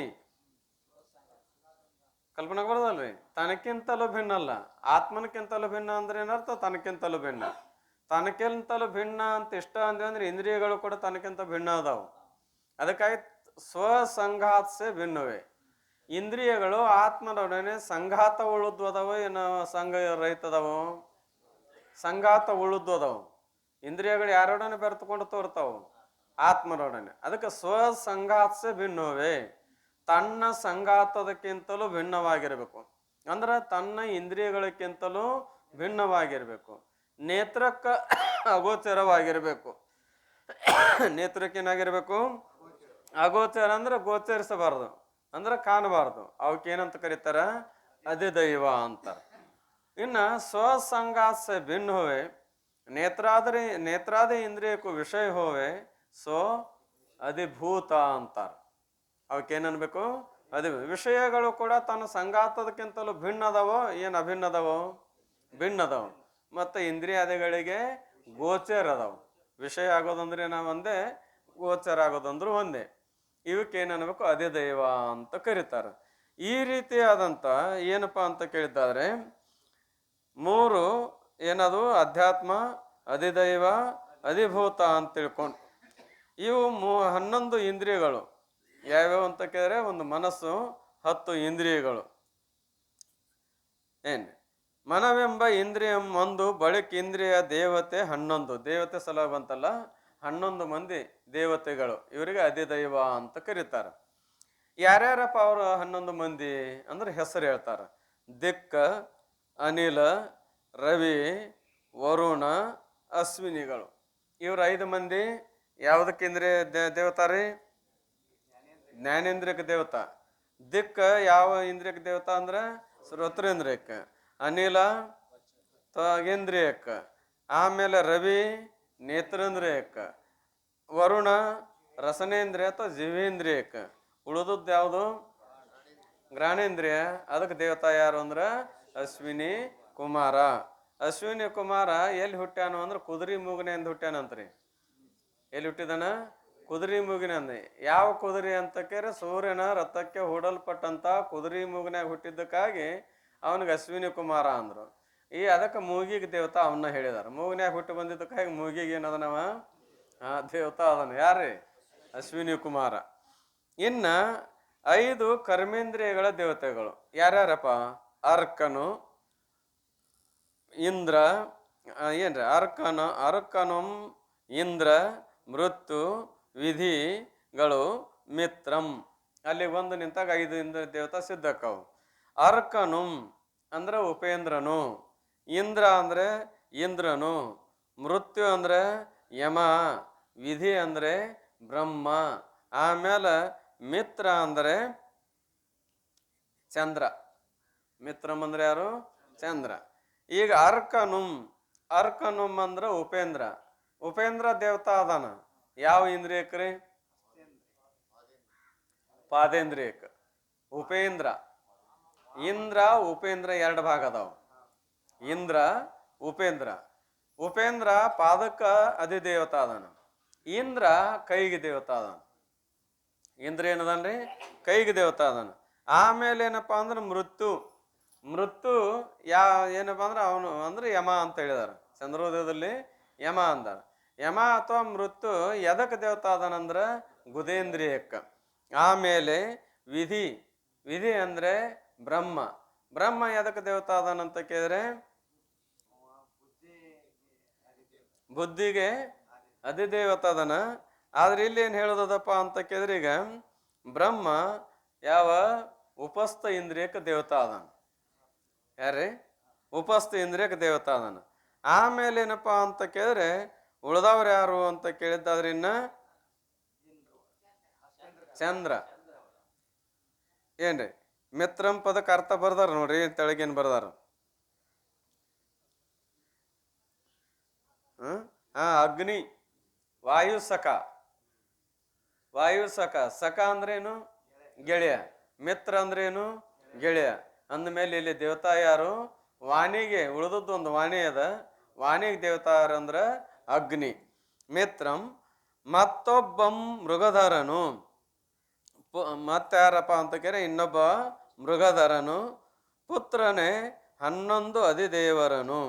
ಮತ್ತೊಬ್ಬ ಯಾರು? ಮನಸ್ಸಿಗೆ ದೇವತಾ ಯಾರು ಅಂತ ಕೇಳಿದ್ದಾದ್ರೆ ಯಾರು? ಚಂದ್ರಮ. ಈ ರೀತಿಯಾಗಿ 11 ಮಂದಿ ಏನಾದ್ರು ಒಂದು ಅಧಿದೈವಗಳು. ಸಾತ್ವಿಕನ ಹಮ್ಮಿನ ಕಾರ್ಯವಿದೆಂದು ತತ್ವಜ್ಞರ ತತ್ವಜ್ಞ ತತ್ವಜ್ಞರ್ ಮಾಯಾಮಯವೆಂದು. ಇದಕ್ಕೆ ತತ್ವಜ್ಞರು ಏನು ಹೇಳ್ತಾರಂದ್ರೆ ಇವೆಲ್ಲವೂ ಯಾರ ಸ್ವರೂಪ? ಮಾಯಾಮಯ ಸ್ವರೂಪವಾದಂಥದ್ದು. ಪೇಳ್ವರ್ ಮನದ ವಿಕಲ್ಪ ಇವೆಲ್ಲ. ಇವೆಲ್ಲ ಮನಸ್ಸಿನ ವಿಕಲ್ಪವೋ ಏನಲ್ಲೋ ಅಂತ ಕೆರೆ, ಇವೆಲ್ಲ ಮನಸ್ಸಿನ ವಿಕಲ್ಪವು. ಕೇಳದರಿಂ ಆದ್ದರಿಂದ ಕೇಳು ಜಲೈ ಶಿಷ್ಯನೇ ನಿನಗೆ ನಿತ್ಯಂ ನಿನಗಿಲ್ಲ. ಇವೆಲ್ಲ ಮನದ ವಿಕಲ್ಪ ಅಲ್ಲ ಹೊರತಾಗಿ ನಿತ್ಯವಾದ ನಿನ್ನ ಆತ್ಮಸ್ವರೂಪದಲ್ಲಿ ಅದಾವನು ಅಂತ ಕೇಳಿದ್ರೆ ಇಲ್ಲ ಅಂತ ತಿಳ್ಕೊಂಡು. ಸತ್ವಗುಣಾತ್ಮಕ ವೈಕಾರಿಕ ಅಹಂಕಾರದಿಂದಲೂ ರಜಗುಣಾತ್ಮಕ ತೈಜಸ ಅಹಂಕಾರದಿಂದಲೂ ಕೂಡಿಕೊಂಡು ಈ ಮನಸ್ಸು ಉತ್ಪನ್ನವಾಗಿರುತ್ತದೆ. ಸತ್ವಗುಣಯುಕ್ತವಾದ ವೈಕಾರಿಕ ಅಹಂಕಾರ ಮತ್ತು ರಜಗುಣಯುಕ್ತವಾದಂಥ ತೈಜಸ್ ಅಹಂಕಾರ ಎರಡೂ ಕೂಡಿಕೊಂಡಂದು ಏನು ತಯಾರಾಯಿತು ಅಂದ್ರೆ ಮನಸ್ಸು ತಯಾರಾಯಿತು. ಯಾಕೆಂದರೆ ಮನಸ್ಸು ನೇತ್ರಾದಿ ಇಂದ್ರಿಯಗಳ ದ್ವಾರ ಹೊರಟು ವಿಷಯಗಳ ಪರ್ಯಂತರ ಗಮನ ಮಾಡುತ್ತದೆ. ಗಮನ ಮಾಡಬೇಕಾದ್ರೆ ಕ್ರಿಯಾ ಅಂತಾರೋ ಇದಕ್ಕೇನಿಲ್ಲೋ, ಅದಕ್ಕಾಗಿ ರಜಗುಣನು ಕೂಡಿಸಿದ್ದಾರೆ. ಆದ್ದರಿಂದ ಇದರಲ್ಲಿ ರಜಗುಣವಿರುತ್ತದೆ. ಬಳಿಕ ವಿಷಯವನ್ನು ತಿಳಿಯುತ್ತದೆ. ಆಯಾ ಇಂದ್ರಿಯಗಳ ದ್ವಾರ ಹೊರಗೆ ಹೋಗಿ ವಿಷಯಗಳನ್ನು ಅರಿತಾ ಇದೆ, ಅಂದ್ರೆ ತಿಳಿತಾ ಇದೆ. ತಿಳಿಯುವಿಕೆ ಎಲ್ಲದ ಸತ್ವಗುಣದಲ್ಲಿ. ಮತ್ತು ಪರಿಣಾಮ ಒಂದು ಹೋಗುವುದೆಲ್ಲ ಕ್ರಿಯಾ ಎಲ್ಲದ ರಜೋಗುಣದಲ್ಲಿ. ಅದಕ್ಕಾಗಿ ಎರಡೂ ಗುಣಗಳಿಂದ ಕೂಡಿಕೊಂಡಿದ್ದೊಂದು ಏನಾಗ್ಯದ ಅಂತ ಕೇಳಿದರೆ ಮನಸ್ಸು ತಯಾರಾಗ್ಯದ. ಆದ್ದರಿಂದ ಇದರಲ್ಲಿ ಸತ್ವಗುಣವಿರುತ್ತದೆ. ಸತ್ವಗುಣನೂ ಅದ, ರಜೋಗುಣನೂ ಅದ. ಈ ಕಾರಣಗಳಿಂದ ಮನಸ್ಸು ವೈಕಾರಿಕ ತೈಜಸ ಅಹಂಕಾರಗಳಿಂದ ಉತ್ಪನ್ನವಾಗಿರುತ್ತದೆ. ಆದ್ದರಿಂದ ಇದೇನಾಗ್ಯದಪ್ಪ ಅಂದ್ರೆ ಅಹಂಕಾರದಿಂದ ಉತ್ಪತ್ತಿಯಾಗಿದೆ. ಶ್ರೋತ್ರ, ತ್ವಕ್ಕು, ಚಕ್ಷು, ಜಿಹ್ವ, ಘ್ರಾಣ, ಪಾದ, ಪಾನಿ, ಪಾಯು, ಉಪಸ್ಥ, ವಾಕ್ಕು, ಮನಸ್ಸು ಈ 11 ಇಂದ್ರಿಯಗಳಿಗೆ ಕ್ರಮವಾಗಿ ದಿಕ್ಕು, ವಾಯು, ಸೂರ್ಯ, ವರುಣ, ಅಶ್ವಿನಿ ಕುಮಾರರು, ಉಪೇಂದ್ರ, ವಿಷ್ಣು, ಇಂದ್ರ, ಯಮ, ಪ್ರಜಾಪತಿ, ಅಗ್ನಿ, ಚಂದ್ರ ಇವರೇ 11 ಅಭಿಮಾನಿ ದೇವತೆಗಳಾಗಿರುವರು. ಇವರು 11 ಮಂದಿ ಏನದರಂತ ಕೇರೆ ದೇವತೆಗಳಾಗಿದ್ದಾರೆ. ಈ ದೇವತೆಗಳು ವೈಕಾರಿಕ ಅಹಂಕಾರದ ಕಾರ್ಯವೆಂದು, ಮಾಯಾಮಯಗಳೆಂದು, ಮನಸ್ಸಿನ ವಿಕಲ್ಪಾತ್ಮಗಳೆಂದು. ಇವೆಲ್ಲ ಹೆಂಗದಪ್ಪ ಅಂತ ಕೇಳಿ 11 ದೇವತೆಗಳು ಕೂಡ ವೈಕಾರಿಕ ಅಹಂಕಾರದ ಕಾರ್ಯವೆಂದು, ಆಮೇಲೆ ಮಾಯಾಮಯಗಳೆಂದು, ಮನಸ್ಸಿನ ವಿಕಲ್ಪಾತ್ಮಗಳೆಂದು ಹೇಳೋರು. ಆದ್ದರಿಂದ ಅಖಂಡ ಸಚ್ಚಿದಾನಂದ ಸ್ವರೂಪನಾದ ನಿನಗೆ ಈ ತತ್ವಗಳು ಎಂದೆಂದೂ ಇಲ್ಲ. ನಿನಗೇನಾರು ಸಂಬಂಧ ಅದಾವ ನೀವು ಅಂತ ಕೇಳಿದ್ರೆ ಇಲ್ಲ. ಯಾಕಂದ್ರೂ ಅಹಂಕಾರ ಮಾಯ ಮನಸ್ಸಿನ ವಿಕಲ್ಪಗಳಿಂದ ಯುಕ್ತವಾದದ್ದು. ನಿನ್ನಲ್ಲಿ ಅಹಂಕಾರವೂ ಇಲ್ಲ, ಮಾಯಾಮಯತನೂ ಇಲ್ಲ, ವಿಕಲ್ಪ ರೂಪ ಮನಸ್ಸನ್ನು ಕೂಡ ಇಲ್ಲದೆ ಇರುವುದರಿಂದ ನೀ ಏನದಿ ಅಂತ ಕೇಳಿದ್ರೆ ನಿರಾಕಾರ ನಿರ್ಗುಣ ಸ್ವರೂಪ ಅಲ್ಲ ಹೊರತಾಗಿ ಈ ವಿಕಾರ ಸ್ವರೂಪನು ನೀನಲ್ಲ. ವೈಕಾರಿಕ ತೈಜಸ ಅಹಂಕಾರಗಳಿಂದ ಕ್ರಮವಾಗಿ ಜ್ಞಾನೇಂದ್ರಿಯ ಪಂಚಕ, ಕರ್ಮೇಂದ್ರಿಯ ಪಂಚಕಗಳು ಉತ್ಪನ್ನವಾದವು ಎಂದು ಪ್ರತಿಪಾದನೆ ಮಾಡುತ್ತಾರೆ. ಇನ್ನು ಅಹಂಕಾರಗಳಿಂದ ಏನೇನು ಯಾವ್ಯಾವ ಇಂದ್ರಿಯಗಳು ತಯಾರಾದವನು ಪರಿತಾರೆ. ಘೋರವೆನಿಪ ರಾಜಸವು ಅದರಿಂದ, ಭೋರನೆ ವೈಕಾರಿಕವು ಅದರಿಂದ, ಶ್ರವಣಂ ತ್ವಕ್ಕುಂ ಚಕ್ಷುವೆನಿಪ್ಪ ವಿವರಿಸಿ ಜಿವ್ವ ಘ್ರಾಣವೆನಿಪ್ಪ, ಈ ವಾಕ್ಕು ಕರಪಾದವೆನಿಪ್ಪ ಭಾವಿಸ ಗುಹ್ಯಂ ಪಾಯುವೆನಿಪ್ಪ, ಈ ನಿಖಿಳದವಳು ಮುನ್ನಿನವು 5 ಜ್ಞಾನೇಂದ್ರಿಯವು ಆ ಬಳಿಕನವು 5 ತವೆ ಕರ್ಮೇಂದ್ರಿಯಂ ಇವು ಜನಿಸಿದವು, ಅವು ಜೀವರ್ಗೆ ಕರಣಮೆನಿಸಿದವು,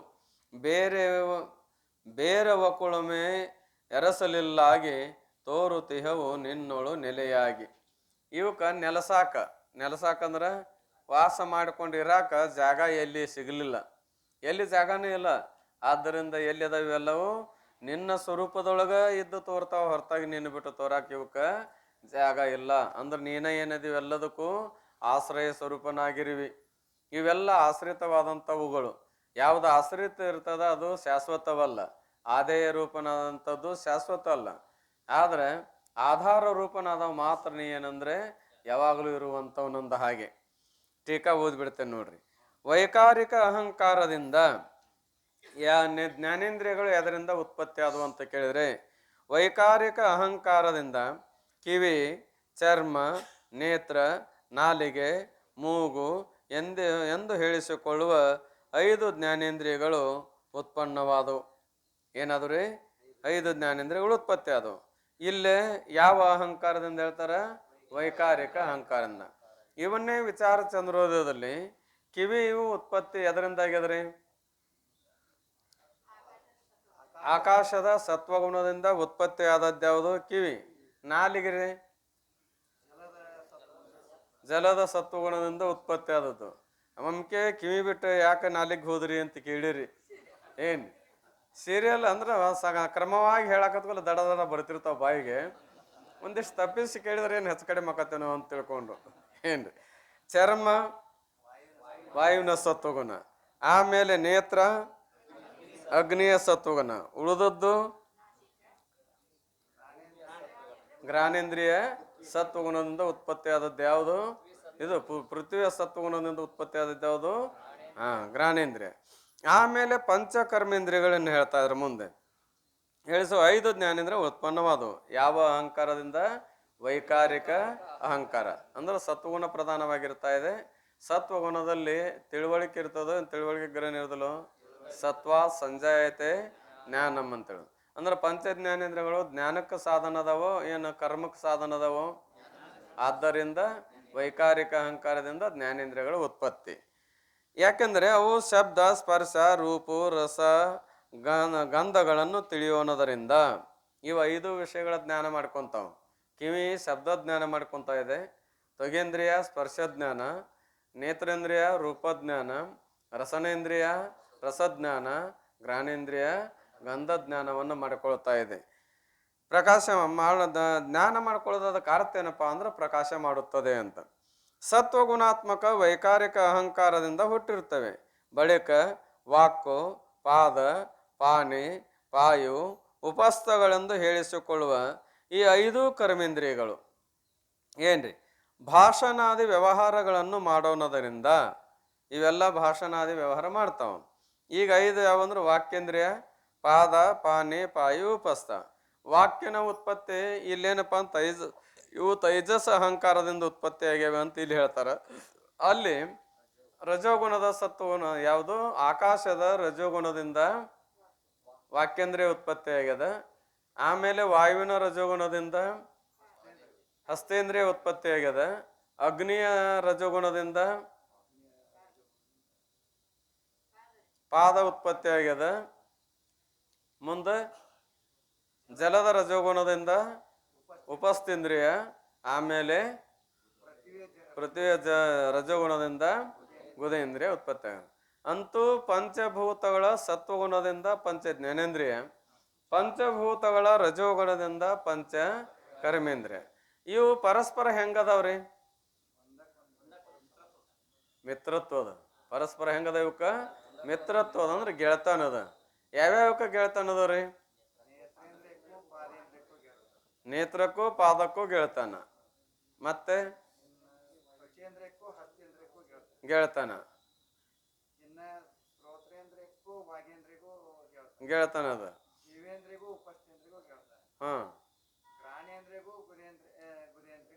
ಯಾಕ್ರಿ ಅವ್ರವ್ರಿಗೆ ಯಾಕೆ ಗೆಳತನದ? ಮತ್ತೊಬ್ರು ಕೂಡ ಮಾಡಿದ್ರ ಆಗಕ್ಕಿಲ್ಲ. ಅವ್ರವ್ರ ಗೆಳತನ ಯಾಕೆ ಮಾಡ್ಬೇಕು? ಮತ್ತೊಂದ್ರ ಗೆಳತನ ಮಾಡಿದ್ರೆ ನಡೀದಿಲ್ಲನು? ನಡೆಯಂಗಿಲ್ಲ. ಯಾಕೆ ನಡೆಯಂಗಿಲ್ಲ? ಅವಕ್ಕ ಯಾಕೆ ಗೆಳತನ ಅಂದ್ರೆ ಅವು 2 ಒಂದ ತಾಯಿ ಮಕ್ಕಳದಾವ. ಅವು 2 ಏನದಾವಲ್ಲ ಏನ್ರಿ? ಒಂದ ತಾಯಿ ಮಕ್ಕಳದಾವ. ಆಕಾಶದ ಸತ್ವಗುಣ ರಜಗುಣದಿಂದ ಉತ್ಪತ್ತಿ ಆದ ಯಾವ ಏನಪ್ಪಾ ಅಂತ ಕೇಳಿದ್ರೆ ಶ್ರೋತ್ರ ಮತ್ತು ವಾಕ್ಯಂದ್ರೆ 2 ಒಂದಭೂತಗಳ ಕಾರ್ಯವಾಗಿರುವುದರಿಂದ ಅವಕ್ಕ 2ಕ್ಕೂ ಗೆಳತನ ಕತೆ ಹೊರತಾಗಿ ಮತ್ತೊಬ್ಬರು ಕೂಡ ಗೆಳತನ ನಡೆಯುವುದಿಲ್ಲ. ಶ್ರೋತ್ರೇಂದ್ರಿಯ ಶಬ್ದವನ್ನು ಗ್ರಹಣ ಮಾಡಿದಾಗ ಉಳುಕೂರುಗಳ ಗೆಳತನ ಮಾಡಿದ್ರೆ ವಾಕ್ಯಂದ್ರೆ ಹೆಂಗ ಭಾವನೆಯನ್ನು ಅಂದ್ರೆ ಹೇಳ್ತಾ ಇದೆ, ಹಂಗ ಹಸ್ತೇಂದ್ರವು ಕೂಡ ಹೇಳ್ಬೇಕಾಗಿತ್ತು. ಬಾಯಿ ಹೋದ್ರೆ ಹೋಗಲ್ದ ಕೈಯಾರ ಐತಲ್ಲ ಅಂತಂದ್ರ ಕೈ ಐತು ಕರೆ, ಆದ್ರ ಮಾತಾಡಕ್ಕಿಲ್ಲ. ಎದಕ್ಕದ ರೀ? ಏನು ಕೊಡು ತಗೊಳೋದಕ್ಕೆ ಏನು ಮಾಡೋದು ಅಂತ ಹೇಳ್ಯಾರ. ನಿನ್ನೆ ದಾನ ಮಾಡಲಿಕ್ಕೆ ಅಂತ ಹೇಳಿದಾರ. ಏನ್ ಅಂತೂ ಏನಪ್ಪಾ ಅಂತ ಕೇಳಿ 5 ಕರ್ಮೇಂದ್ರಿಯಗಳು ಇವು ವ್ಯವಹಾರ ಏನಪ್ಪಾ? ಕರ್ಮೇಂದ್ರಿಯಗಳ ವ್ಯವಹಾರ ಅಂದ್ರೆ ಭಾಷಣಾದಿ. ಭಾಷಣಾದಿ ಅಂದ್ರೆ ಭಾಷಣ ಅಂದ್ರೆ ಮಾತಾಡುವುದು. ಭಾಷಣ ಅಂದ್ರೆ ಏನ್ರಿ? ಮಾತಾಡುವುದು. ಆ ಆದಿ ಪದದಿಂದ ಉಳಿದದ್ದು 4. ಭಾಷಣ ಅಂದ್ರೆ ಮೊದಲು ಮಾತಾಡುವುದು, ಕೊಡುವುದು ತಗೊಳ್ಳೋದು, ಹೋಗುವುದು ಬರುವುದು, ಆಮೇಲೆ ಮೂತ್ರತ್ಯಾಗ ಅಥವಾ ರತಿಕ್ರೀಡಾ, ಆಮೇಲೆ ಮಲ ವಿಸರ್ಜನೆ. ಇವು 5 ಕ್ರಿಯೆಗಳೇನದಾವ ಅಂತ ಕೇಳಿದ್ರೆ ಕರ್ಮೇಂದ್ರಿಯಗಳಿಗೆ. ಮಾಡೋಣದರಿಂದ ರಜೋಗುಣಾತ್ಮಕವಾದ ತೈಜಸ ಅಹಂಕಾರದಿಂದ ಉತ್ಪನ್ನಗಳಾಗಿರುತ್ತವೆ. ಇವು ಕ್ರಿಯಾನೋ ಏನು ಜ್ಞಾನವೋ? ಕ್ರಿಯಾ ಅದಾವ. ಮತ್ತು ಕ್ರಿಯಾ ರಜೋಗುಣದಿಂದ ಉತ್ಪತ್ತಿ ಆಕತ್ತೋ, ರಜೋಗುಣ ಇರಲಾರ್ದನೋ? ರಜೋಗುಣದಿಂದ. ಕತ್ತಲೆಯಲ್ಲಿದ್ದ ಪದಾರ್ಥಗಳನ್ನು ನೋಡೋದಕ್ಕೆ ದೀವಿಗೆಯು ಸಾಧನವಾದಂತೆ ಜೀವಿಗಳಿಗೆ ವಿಷಯ ಸುಖಗಳನ್ನು ಅನುಭವಿಸುವುದಕ್ಕೆ ಸಾಧನಗಳಾಗಿರುವು. ಕತ್ತಲೆ ಇದ್ದ ಸಮಯದಲ್ಲಿ ಆ ಕತ್ತಲೆಯೊಳಗಿರುವಂಥ ಪದಾರ್ಥಗಳನ್ನು ನೋಡಲಿಕ್ಕೆ ದೀವಿಗೆ ಅಂದ್ರೆ ದೀಪ ಅಥವಾ ಬೆಳಕು ಹೇಗೆ ಸಹಾಯಕವಾಗ್ಯದ, ಹಾಗೆ ಏನದಪ್ಪ ಅಂತ ಕೇಳಿದ್ದಾರೆ, ವಿಷಯ ಸುಖಗಳನ್ನು ಅನುಭವಿಸಬೇಕಾಗಿತ್ತು ಅಂದ್ರೆ ಈ ಇಂದ್ರಿಯಗಳೇನದಾವ ಅಂದ್ರೆ ಸಹಾಯಕ ಅದಾವ. ಆದರೆ ಎಲೆ ಶಿಷ್ಯನೇ, ನಿನ್ನ ಚೈತನ್ಯದ ಹೊರತು ಬೇರೊಂದು ಆಶ್ರಯವಿಲ್ಲದ್ದರಿಂದ, ನಿನ್ನ ಚೇತನ ರೂಪನಾದ ನಿನ್ನನ್ನು ಬಿಟ್ಟು ಬೇರೆ ಇವಕ್ಕೆಲ್ಲರ ಆಶ್ರಯ ಐತೇನೋ, ಬೇರೆ ಎಲ್ಲರ ಇದ್ದು ವ್ಯವಹಾರ ಮಾಡೋಕ್ಕಾಕತ್ತೇನೋ ಅಂದರೆ ಇಲ್ಲ. ಇಂದ್ರಿಯಗಳು ನಿನ್ನಲ್ಲಿಯೇ ತೋರುತ್ತಿರ್ತವೆ. ಮತ್ತು ಇವು ನಿನ್ನ ಬಿಟ್ಟು ತೋರ್ತಾವನಂದ್ರೆ ಇಲ್ಲ. ಯಾಕೆ ನಿನ್ನ ಬಿಟ್ಟು ತೋರುದಿಲ್ಲ ಅಂದ್ರೆ ನಿನ್ನ ಬಿಟ್ರೆ ಬೇರೆ ಜಾಗನೇ ಇಲ್ಲ ಅವ್ ಕಿರಾಕ ಅಂತಿರ್ತೀರಿ ಲೋಕದೊಳಗೆ. ನಮ್ಮನ್ನು ಬಿಟ್ಟು ಹೋಗಲಿ, ಎಲ್ಲಿರ್ತಾನೆ ನೋಡೋಣ ಅವನಂತ. ಎಲ್ಲಿರ್ತಾನೋ ಅಂದ್ರೆ ನಮ್ಮನ್ನು ಬಿಟ್ಟರೆ ಎಲ್ಲಿ ಜಾಗ ಸಿಗೋದಿಲ್ಲ ಅಂತ ಹಂಗೆ ಅರ್ಥ ಮಾಡ್ತೇವೆ. ಹಂಗಾಗಿ ಇಂದ್ರಿಯಾದಿಗಳಿಗೆ ನಮ್ಮನ್ನು ಬಿಟ್ಟು ಇರೋಕೆ ಜಾಗ ಐತೇನು? ಇದ್ರೆ ಎದ್ದು ಬಿದ್ದು ಎಲ್ಲಿರ್ಬೇಕು?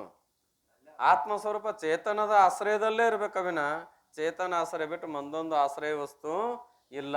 ಮತ್ತೊಂದು ಆಶ್ರಯ ವಸ್ತು ಅದ ಅಂತ ಹೇಳಬಹುದು. ಹೇಳಿದ್ವಿ ಅಂದ್ರೆ ಏನಾಕತ್ರಿ? ದ್ವೈತಾಪತ್ತಿ ಬರ್ತಾ ಇದೆ. ಚೇತನರೊಂದು ಒಂದೇನು ಆಶ್ರಯ ವಸ್ತು, ಈ ಚೇತನ ಬಿಟ್ಟು ಇನ್ನೊಂದು ಆಶ್ರಯ ಅದ ಅಂತೇಳಿ ಅದೊಂದು ವಸ್ತು. ಎರಡೂ ಆಶ್ರಯ ಕೊಡೋದ್ರಲ್ಲಿ ಸಮಾನ. ಅದು ಎರಡರಲ್ಲಿ ಏನು ಬರ್ತದ ಅಂತ ಕೇಳಿ ಅದೊಂದು ಇದೊಂದು ದ್ವೈತಾಪತ್ತಿ ಬರ್ತದೋ ಏನ ಅದ್ವೈತಕತೋ? ದ್ವೈತಾಪತ್ತಿ ಬರ್ತಾ ಇದೆ. ಶ್ರುತಿಗೆ ವಿರೋಧ ಆಗೋ ಪ್ರಸಂಗ ಬರ್ತಾ ಇದೆ. ಅದಕ್ಕಾಗಿ ನಿನ್ನ ಬಿಟ್ಟು ಮತ್ತೊಂದು ಜಾಗ ಇವಕ್ಕೆಲ್ಲಿಯೂ ಇಲ್ಲ. ಭೂತಾದಿ ಅಹಂಕಾರದಿಂದ ಪಂಚಭೂತಗಳ ಉತ್ಪತ್ತಿಯನ್ನು ಸಪ್ತಾವರಣವನ್ನು 2 ಪದಗಳಿಂದ ಪ್ರತಿಪಾದಿಸುತ್ತಾರೆ. 2 ಪದ ಅಂದ್ರೆ ಇಲ್ಲಿ 2 ನುಡಿಗಳು.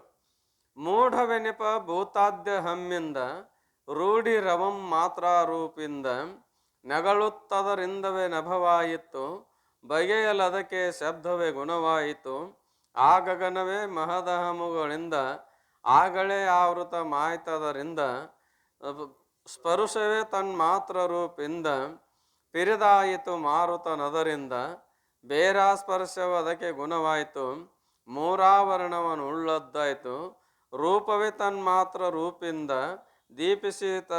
ದೀಪಿಸಿತಗ್ನಿಯು ಕೇಳದರಿಂದ ಅದಕಾರೂಪವೇ ಗುಣವಾಯಿತ್ತು, ಅದು ಚತುರಾವರಣಂ ದಳೆಯಿತ್ತು, ರಸವೇ ತನ್ಮಾತ್ರ ರೂಪಿಂದ ಪಸರಿಸಿತಾಗಳೆ ಜಲವದರಿಂದ ಅದಕಾರಸವೇ ಗುಣವಾಯಿತ್ತು, ಅದು ಪಂಚಾವರಣಂ ದಳೆಯಿತ್ತು, ಗಂಧವೇ ತನ್ಮಾತ್ರ ರೂಪಿಂದ ಬಂಧುರವಾಯಿತು ಧರೆಯದರಿಂದ ತೋರಲು ಗಂಧವದಕ್ಕೆ ಗುಣವಾಯಿತು, ಆರಾವರಣವನದು ದಳೆಯಿತ್ತು, ಅದರೆಂಭೌತಿಕ ತನುವಾಯಿತು, ಅದು ಸಪ್ತಾವರಣಂ ದಳೆಯಿತ್ತು. ಅದೇ ಏನಾಯ್ತು ಅಂದ್ರೆ ಸಪ್ತಾವರಣಗಳನ್ನು ಹೊಂದಿತ್ತು ಅನ್ನೋದನ್ನು ಹೇಳ್ತಾ ಇದ್ದಾರೆ. ಮೂಢವೆನಪ ಭೂತಾದಿ ಹೆಮ್ಮಿಂದ. ಮೂಢ ಅಂತಂದ್ರೆ 3 ವೃತ್ತಿ ಹೇಳಿದ್ದಾರೆ. ಶಾಂತ, ಘೋರ, ಮೂಢ.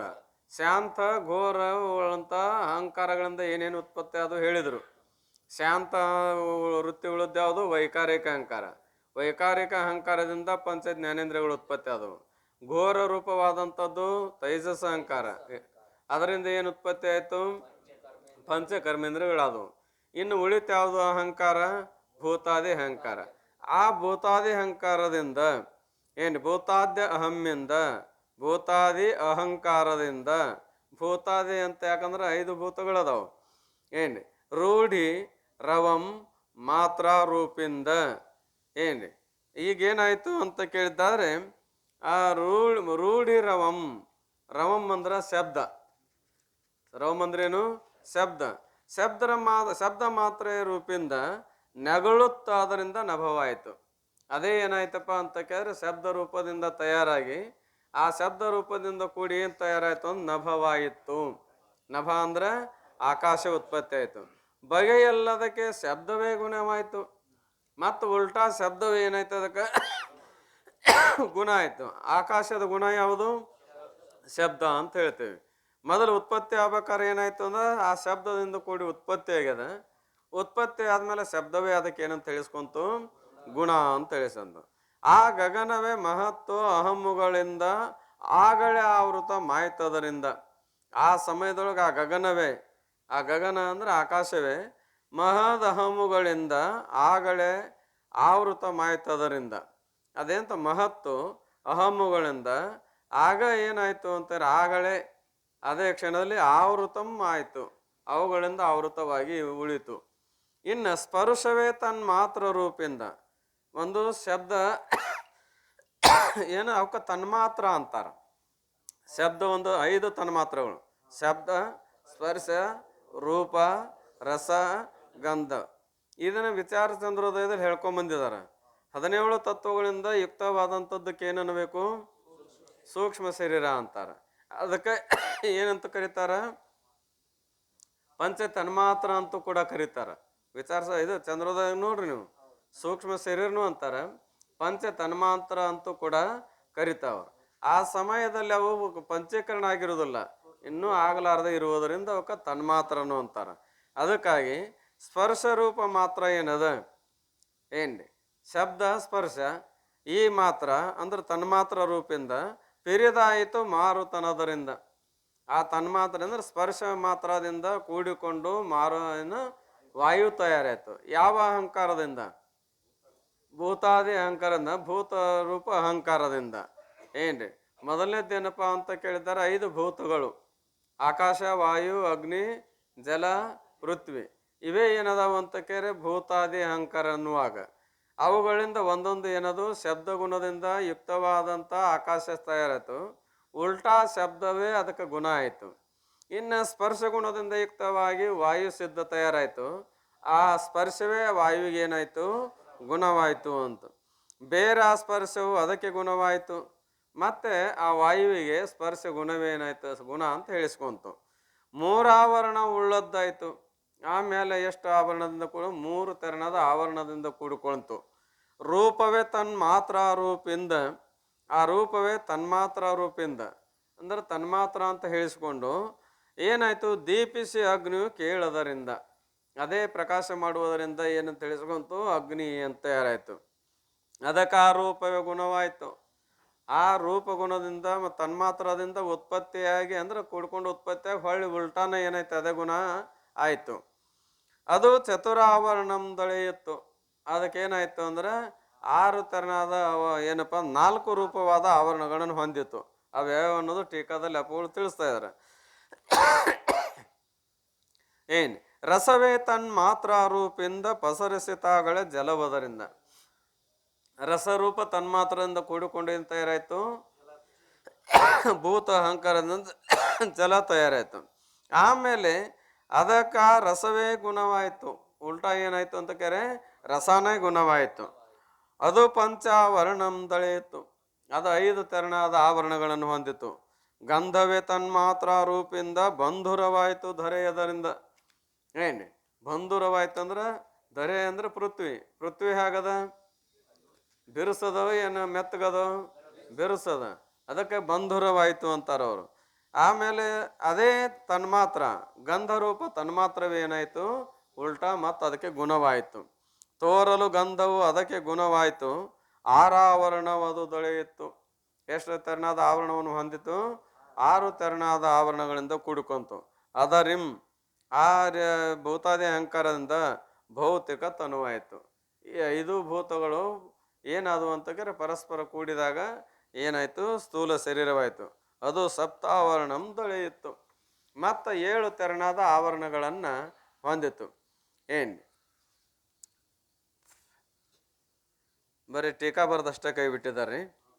ಹೌದು. ಈಗ ಅದ ಸಂಕ್ಷಿಪ್ತವಾಗಿ ಏನಪ್ಪ ಅಂತ ಕೇಳಿದ್ರೆ ಅವಕ್ಕೂ ಅರ್ಥ ಎಲ್ಲ ಆಗಿದೆ. ಈಗ ಇನ್ನು ಮುಂದಿನ ನೋಡ್ರಿ ಇನ್ನು ಅವನ್ನೆಲ್ಲ ಆರು ಆವರಣ ಹೆಂಗೆ ಎಲ್ಲ ಒಟ್ಟು ನೋಡಬೇಕು. ಏನು ಕಾರಣಗಳಲ್ಲಿರುವ ಗುಣಗಳು ಕಾರ್ಯಗಳಲ್ಲಿ ಅನುಸೂತಗಳಾಗಿರುತ್ತವೆ. ಏನ್ರಿ ಕಾರಣಗಳಲ್ಲಿರುವ ಗುಣಗಳು ಕಾರ್ಯಗಳಲ್ಲ ಅಂತ ಅನ್ನಬಾರ್ದು. ಕಾರ್ಯಗಳಲ್ಲಿ ಕಾರಣದಿಂದ ಉತ್ಪತ್ತಿಯಾದ ಕಾರ್ಯದಲ್ಲಿ ಆ ಕಾರಣದಲ್ಲಿರುವ ಗುಣ ಅಲ್ಲಿಯೂ ಕೂಡ ಇರ್ತದ ಅಂತ ಅನುಸೂತಗಳಾಗಿರುತ್ತವೆ ಎಂದು ಪ್ರತಿಪಾದಿಸುತ್ತಾರೆ. ನಭವು ಅನಿಲ ಆದಿಗಳಂ ಅಂದ್ರೆ ನಭ ಅಂದ್ರೆ ಆಕಾಶ, ಅನಿಲ ಅಂದ್ರೆ ವಾಯು, ಆದಿ ಪದದಿಂದ ಅಗ್ನಿ, ಜಲ, ಪೃಥ್ವಿ. ತೀವಿಹುದು ಶುಭರವ ಅದರಿಂದ ಅವಕ್ಕಾಗುವುದು. ಆಮೇಲೆ ಏನಪ್ಪ ಅಂದ್ರೆ ಈ ರೀತಿಯಾಗಿ 5 ಭೂತಗಳು ತಯಾರಾದವು. ಶುಭರವವು ಅದರಿಂದ ಅವಕ್ಕಾಗುವುದು. ಮುಂದೇನಪ್ಪ ಅಂತ ಕೇಳಿದ್ರೆ ಶುಭವಾದಂಥ ರವ ಅಂದ್ರೆ ಶಬ್ದ. ಎದಕ್ಕಪ್ಪ ಅಂತ ಕೇಳಿದ್ರೆ ನಭ ಅಂದ್ರೆ ಏನ್ರಿ ಆಕಾಶಕ ಶಬ್ದ. ಆಮೇಲೆ ಅನಿಲ ಅಂದ್ರೆ ಮರುತ್ತಾಗ ಏನಪ್ಪ ಅಂತ ಕೇಳಿದ್ರೆ ಸ್ಪರ್ಶ. ಹೀಗೆ ಒಂದೊಂದು ಹೇಳ್ತಾ ಹೋಗ್ತಾರ. ಮರುತನು ಉಳಿದ ಮೂರಂತೀವಿಹುದು ಏನ್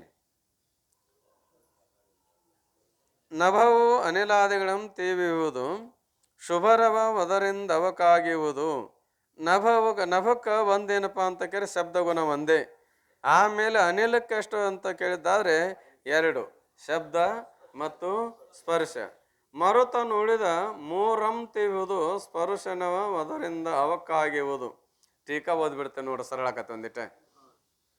ಏನ್ ಆಕಾಶವು ವಾಯು, ಅಗ್ನಿ, ಜಲ, ಭೂಮಿಗಳಲ್ಲಿ ತುಂಬಿಕೊಂಡಿರುವುದು.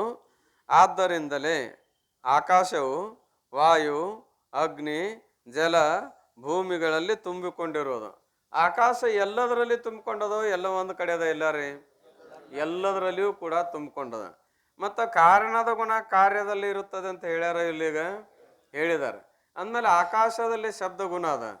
ಆಕಾಶ ಇಲ್ಲಿರೋದ್ರಿಂದ ಎಲ್ಲದರಲ್ಲಿಯೂ ಶಬ್ದ ಗುಣ ಸಿದ್ಧ ಆಗ್ತಾ ಇದೆ. ಏನ್ ಈಗ ವಾಯುವಿನಲ್ಲಿಯೂ ಕೂಡ ಶಬ್ದ ಅದ. ಆ ಶಬ್ದ ಹೆಂಗದ ರೀ ಹೇಳ್ಕೊಂಬಂದಿರ ಪಂಚಕರ್ಣದಲ್ಲಿ. ಸುಯಿ ಅಂತ ಏನು ಸೊಯ್ ಗುಡ್ತಿತ್ರಿ ಗಾಳಿ ಅಂತಿರ್ತೇವೆ ಸಾಮಾನ್ಯ ಭಾಷೆ ಒಳಗೆ. ಗಾಳಿ ಬರ್ರ ಅಂತ ಬೇಸುವಾಗ ಏನಂತ ಏನು ಸೊಯ್ ಗುಡ್ತಿತ್ರಿ ಗಾಳಿ ಅಂದ್ರೆ ಅದರ ಅರ್ಥ ಏನು ಶಬ್ದ. ಸುಯಿ ಅಂತ ಶಬ್ದ ಹಾಕಿರ್ತೇವೆ.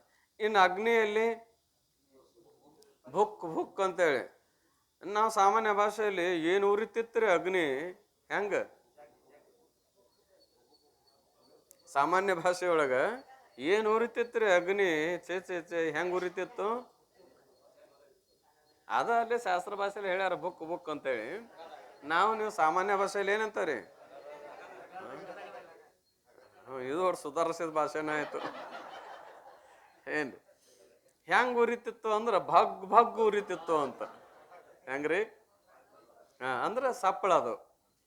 ಈಗ ಯಾವ ವ್ಯವಹಾರದಾಗ ಸಿಟ್ಟು ಬಂದ್ರಂತ ನಾ ಅಂದ್ರೆ ಅವನಿಗೆ ಹೊಟ್ಟೆ ಬಗ್ ಉರಿತೈತ್ರಿ. ಯಾರದು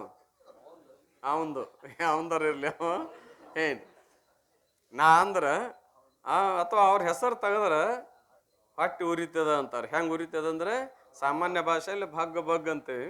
ಏನ್ ಅದನ್ನ ಶಾಸ್ತ್ರ ಭಾಷೆಯಲ್ಲಿ ಸುಧಾರಿಸಿದ ಶಾಸ್ತ್ರೀಯ ಭಾಷೆ ಬುಕ್ ಅಂತೇಳಿ ಸಪ್ಪಳಾಗದು. ಅಗ್ನಿಯಲ್ಲಿ ಆಕಾಶ ಅದ ಅಂತ ತಿಳ್ಕೊಂಡು ಶಬ್ದ ಆಕತ್ತ, ಆಕಾಶ ಇರ್ಲಾರ್ದನು.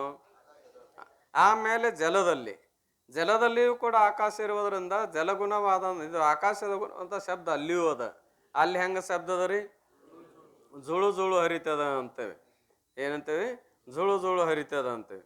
ಜುಳು ಅನ್ನೋದೇನದು ಶಬ್ದ. ಆಮೇಲೆ ಪೃಥ್ವಿಯಲ್ಲಿ ಆಕಾಶ ಅದ ಅಂತ ತಿಳ್ಕೊಂಡು ಅಲ್ಲಿಯೂ ಕೂಡ ಶಬ್ದ ಕೇಳಿ ಬರ್ತಾ ಇದೆ. ಅಲ್ಲೇನಂತೇವಿ ಖಟ್ ಅಂತ ಶಬ್ದ ಬರ್ತಾ ಇದೆ. ಎಲ್ರಿ ಪೃಥ್ವಿಯಲ್ಲಿ ಆ ಖಟ್ ಅನ್ನೋ ಶಬ್ದ ಪೃಥ್ವಿಯಲ್ಲಿ ಇರ್ಬೇಕಾದ್ರೆ ಪೃಥ್ವಿ ಗುಣ ಅನ್ನೋದು ಅಲ್ಲ. ಮತ್ತೆ ಎದ್ರ ಗುಣ ಅದ ಆಕಾಶದ ಗುಣ. ಪೃಥ್ವಿಯಲ್ಲಿ ಇರ್ಬೇಕಾದ್ರೆ ಅಲ್ಲಿಯೂ ಕೂಡ ಆಕಾಶ ಇರಲೇಬೇಕು. ಅದಕ್ಕಾಗಿ ಆಕಾಶದ ಗುಣ ಅಲ್ಲಿಯೂ ಕೂಡ ಅದ. ಹೀಗಾಗಿ ಆಕಾಶದ ಶಬ್ದ ಗುಣ 5 ಭೂತಗಳಲ್ಲಿ ಅದ. ಇನ್ನು ಆಕಾಶದಿಂದ ತೆಳಗಿಳಿದು ಬಂದ್ರ ಎಲ್ಲಿಂದ ಆಕಾಶದಿಂದ ತೆಳಗಿಳಿದು ಬಂದ್ರೆ ಆಮೇಲೆ ಈಗ ವಾಯು ಶಬ್ದ ಹೇಳಿದ್ರು ನೋಡ್ರಿ. ಏನು ಅಂತಾರೆ ಆಕಾಶದ ಗುಣವಾದ ಶಬ್ದವು ವಾಯುವಿನಲ್ಲಿ ವಿಸ್ ಅಂತ ವೀಸ್ ಅಂತ ಬರ್ದಾರ. 20 ಅಂತ ಅರ್ಥ ಮಾಡ್ರಿ. ಏನ್ರಿ ವೀಸ್ ವೀಸ್ ಅಂದ್ರೆ ಸುಯಿ ಸುಯಿ ಅಂತೇನೆ ಶಬ್ದ ಅದ. ಆಮೇಲೆ ಅಗ್ನಿಯಲ್ಲಿ ಭುಗು ಭುಗು, ಏನ್ ಜಲದಲ್ಲಿ ಜುಳು ಜುಳು, ಭೂಮಿಯಲ್ಲಿ ಖಡ್ ಖಡ್ ಏನ್ ಅಥವಾ ಖಟ್ ಖಟ್ ಅಂತ ಶಬ್ದ ಆಗ್ತಾ ಇದೆ ಎಂಬುದಾಗಿ ತೋರುತ್ತದೆ. ಆದ್ದರಿಂದ ವಾಯುವಾದಿ ಭೂತಗಳ ಶಬ್ದ ಗುಣವುಳ್ಳವುಗಳು ಆಗಿರುತ್ತವೆ. ವಾಯುವಾದಿ ಭೂತಗಳು ಶಬ್ದ ಗುಣ ಉಳ್ಳದ್ದು ಆಗಿರ್ತವೆ. ವಾಯುವಾದಿ ಭೂತಗಳಂದ್ರೆ ವಾಯು, ಅಗ್ನಿ, ಜಲ, ಪೃಥ್ವಿ. ಇವು ನಾಲ್ಕು ಕೂಡ ಏನಿದಾವೆ ಆಕಾಶದಲ್ಲಿ ಹೆಂಗೆ ಶಬ್ದ ಗುಣದ ಹಾಗೆ ಇಲ್ಲಿಯೂ ಶಬ್ದ ಗುಣ ಕೂಡಿಕೊಂಡದಾವು. ವಾಯು, ಅಗ್ನಿ, ಜಲ, ಭೂಮಿಗಳಲ್ಲಿ ತುಂಬಿಕೊಂಡಿರುವ ಕಾರಣದಿಂದಲೇ ವಾಯುವಿನಲ್ಲಿರುವ ಅನುಷ್ಣಾಶೀತ ಲಕ್ಷಣಾತ್ಮಕ ಸ್ಪರ್ಶವು ಅಗ್ನಿಯಲ್ಲಿ ಉಷ್ಣ ಸ್ಪರ್ಶ, ಜಲದಲ್ಲಿ ಶೀತ ಸ್ಪರ್ಶ, ಭೂಮಿಯಲ್ಲಿ ಕಠಿಣ ಸ್ಪರ್ಶವಾಗಿ ತೋರುತ್ತದೆ. ಇನ್ನು ಆಕಾಶ ಇಳಿದು ಬಂದ ಕೂಡಲೇ ವಾಯು ಬರಬೇಕು. ಈಗ ವಾಯುವಿನ ಗುಣ ಸ್ಪರ್ಶ ಗುಣ, ಅಲ್ಲಿ ಎಂಥ ಸ್ಪರ್ಶದ ಅಂದ್ರೆ ಅನುಷ್ಣ ಶೀತ. ಉಷ್ಣ ಅಂದ್ರೆ ಉಷ್ಣ ಅಲ್ಲ, ಶೀತ ಅಂದ್ರೆ ಶೀತ ಅಲ್ಲ. ಆ ವಾಯು ಶೀತನೂ ಇಲ್ಲ, ಉಷ್ಣನೂ ಇಲ್ಲ, ಅದಕ್ಕೆ ಅನುಷ್ಣ ಶೀತ ಸ್ಪರ್ಶ ಅದ. ಮತ್ತು ಏನು ಬಿಸಿ ಗಾಳಿ ಅದ, ತಂಪು ಗಾಳಿ ಅದ ಅಂತೇವಲ್ಲ ಅಂತಂದ್ರೆ ಏನದ, ನೀರಿನ ಸಂಬಂಧವಾಯಿತು ಅಂದ್ರೆ ಶೀತ, ಅಗ್ನಿಯ ಸಂಬಂಧದಿಂದ ಬಂತು ಅಂದ್ರೆ ಉಷ್ಣ ಅಂತ ತಿಳಿಸ್ಕೊಂತದ. ಏನ್ರಿ ಕಾರ್ಯವಾದ ಅಗ್ನಿಯ ಸಂಬಂಧ ಬಂದಾಗ ವಾಯುವಿಗೆ ಉಷ್ಣ ಆಕತಿ, ಕಾರ್ಯವಾದ ಜಲದ ಸಂಬಂಧ ಬಂದಾಗ ತಂಪಾಗ್ತಾ ಇದೆ. ವಾಸ್ತವತ ವಿಚಾರ ಮಾಡಿ ನೋಡಿದ್ರೆ ಗಾಳಿ ತಂಪುನೂ ಅಲ್ಲ, ಕಾವುನೂ ಅಲ್ಲ, ಎರಡರ ಒಂದು ಸ್ಥಿತಿಯಲ್ಲಿ ಅಂದ್ರೆ ಮಧ್ಯ ಸ್ಥಿತಿಯಲ್ಲಿ ಏನಪ್ಪಾ ಅಂತ ಕೇಳಿ ಅದು ಇರ್ತಾ ಇದೆ. ಆದರೆ ಈ ತಂಪು ಬಿಸಿ ಯಾಕತ್ತಂದ್ರೆ ನೀರು ಮತ್ತು ಬೆಂಕಿಯ ಸಂಯೋಗ ಮೂಲಕವಾಗಿ. ಅದಕ್ಕಾಗಿ ಅನುಷ್ಣ ಶೀತ ಉಳ್ಳಂಥದ್ದು ಯಾವುದು ವಾಯುವಿನ ಸ್ಪರ್ಶ ಗುಣ. ಆದರೆ ಅದೇ ವಾಯು ಅಗ್ನಿಯಲ್ಲಿಯೂ ಅದ. ಏನದ್ರಿ ಅಗ್ನಿಯಲ್ಲಿಯೂ ಅದ, ಜಲದಲ್ಲಿಯೂ ಅದ, ಆಮೇಲೆ ಪೃಥ್ವಿಯಲ್ಲಿಯೂ ಕೂಡ. ಕಾರಣವು ಕಾರ್ಯದಲ್ಲಿ ಇರಲೇಬೇಕು, ಕಾರಣವು ಕಾರ್ಯದಲ್ಲಿ ಇರಲೇಬೇಕು. ಕಾರ್ಯದಲ್ಲಿ ಕಾರಣ ಇರಲಾರ್ದೆ ಇರಕ್ಕೆ ಬರೋದಿಲ್ಲ. ಆದ್ದರಿಂದ ಅಗ್ನಿಯಲ್ಲಿ ಏನಾಯ್ತು ಉಷ್ಣ ಸ್ಪರ್ಶ ಅಂತ ತಿಳಿಸ್ಕೊಂತು, ನೀರಿನಲ್ಲಿ ಏನಂತ ತಿಳಿಸ್ಕೊಂತು ಶೀತ ಸ್ಪರ್ಶ ಅಂತ ತಿಳಿಸ್ಕೊಂತು. ಆ ಭೂಮಿಯಲ್ಲಿ ಕಠಿಣ, ಭೂಮಿ ಕಠಿಣವೋ ಮೆತ್ತಗೋ ನಾವು ಮಾತಾಡ್ತಿರ್ತೇವೆ. ಏನ್ರಿ ಕಣ್ಣಾಗ ಹಾಕೋಬೇಕು ಹಂಗೈತಿ ಏನ್ರಿ ಅದು. ಭೂಮಿ ಮಣ್ಣು ಹೆಂಗದ ಅಂದ್ರೆ ಕಣ್ಣಾಗ ಹಾಕೋಬೇಕು. ಕಣ್ಣು ಹೆಂಗದ ರೀ ಸೂಕ್ಷ್ಮದ. ಕಣ್ಣೇನದ ಸೂಕ್ಷ್ಮದ. ಆ ಕಣ್ಣಾಗ ಹಾಕೊಳ್ಳೋ ಮಣ್ಣು ಅದಕ್ಕಿಂತಲೂ ಸೂಕ್ಷ್ಮ ಇರ್ಬೇಕು ಇರಬಾರ್ದು, ಇರಬೇಕು. ಹಂಗಂದ್ಕೊಳ್ಳಿ ಹಾಕ್ಕೊಂಡ್ರ ಹೇಳೋ ಅಭಿಪ್ರಾಯ ಏನದಪ್ಪ ಅಂದ್ರೆ ಭಾಳ ಮೆತ್ತಗದ ಅಂತ ಹೇಳಕ್ಕಷ್ಟೇ. ವಾಸ್ತವತ ವಿಚಾರ ಮಾಡಿ ನೋಡಿದ್ರೆ ಅದೇನದ ಬಿರುಸದ. ಅನುಭವ ಏನ್ರಿ ಅಂತ ಕೇಳಿದ್ರೆ ನೀವು ಆ ಮೆತ್ತನ ಮಣ್ಣಿನೊಳಗೂ ಹೋಗಿ ಏನ್ರಿ ಒಂದು ಸ್ವಲ್ಪ ಅರಿವಿ ಮೇಲೆ ಕೇರಿಸಿ ಕೂಡ್ರಿ, ಮೊಣಕಾಲೆಲ್ಲ ಏನು ಚಾಪಿ ಹೆಂಗೆ ಎಳಿ ಹೆಣದಿರ್ತಾರ ಹಂಗಾಗಿರ್ತಾ ಇದೆ. ಆ ಚರ್ಮಕ್ಕೆ ಅದರ ಸ್ಪರ್ಶವಾದಾಗ ಅದ್ರ ಸಂಬಂಧವಾದಾಗ ಆ ರೀತಿ ಗೆರಿ ಮೂಡಬೇಕಾದ್ರೆ ಮಣ್ಣಿಂದೋ ಏನು ಮತ್ತೆ ಅದರದರು ಮತ್ತು ಗೆರಿ ಮೂಡುವಂತೆ ಅಲ್ಲಿ ನಾಟಬೇಕಾಗಿತ್ತು. ಬಿರುಸಿದ್ದಾಗ ಮೆತ್ತಗಿದ್ದಾಗ ಬಿರುಸದ. ಸ್ವಭಾವತ ಭೂಮಿ ಗುಣ ಏನದ ಬಿರುಸದ. ಅದಕ್ಕಾಗಿ ಅಲ್ಲೇನದಪ್ಪ ಅಂದ್ರೆ ಕಠಿಣ ಸ್ಪರ್ಶ ಅದ.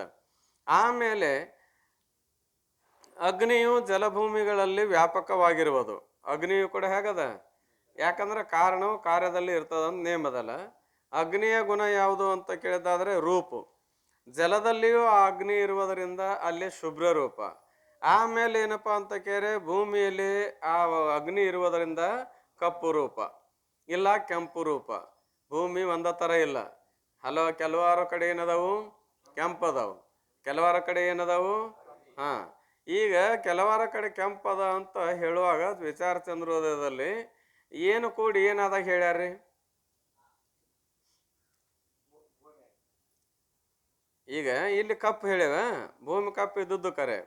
ಇನ್ನು ವಿಚಾರ ಚಂದ್ರೋದಯದಲ್ಲಿ ಅನುಭವ ಕೊಡುವಾಗ ಕೆಂಪು, ಕೆಲವು ಕಡೆ ಪೃಥ್ವಿ ಲಾಲ್ ಹೈ, ಪೃಥ್ವಿ ಕೂಡ ಹೆಂಗದ ಕೆಂಪದ ಅಂತ ಹೇಳ್ಯಾರ. ಏನು ಕೂಡಿ ಏನಾದಾಗ ಹೇಳ್ಯಾರ ಹಂಗ್ರಿ ಹೋರಿ.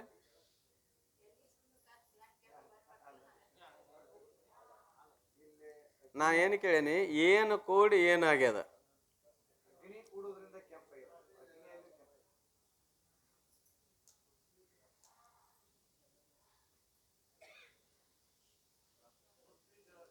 ಹೋರಿ ಪೃಥ್ವಿ ಜಲ ಕೂಡಿ ಏನು ಪೃಥ್ವಿಯಾಗ ಜಲ ಕುಡಿಯೋದ ಜಲದಾಗ ಪೃಥ್ವಿ ಕುಡಿಯೋದ್ರಿ.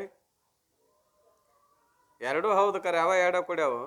ಏನು ಅದು ಬಂದು ಇದ್ರಾಗ ಕೂಡಿ ತಯಾರಾಗ್ಯದೋ, ಇದು ಹೋಗಿ ಅದ್ರಾಗ ಕೂಡಿ ತಯಾರಾಗ್ಯದೋ? ಹಾಂ, ಜಲದಲ್ಲಿ ಪೃಥ್ವಿ ಸೇರ್ಯದ. ಎಷ್ಟು ಸೇರ್ಯದ್ರಿ? ಎರಡನೇ ಭಾಗ. ಪೃಥ್ವಿ ಎರಡನೇ ಭಾಗ ಜಲದಲ್ಲಿ ಸೇರುವುದರಿಂದ ಏನ್ ತಯಾರಾತು?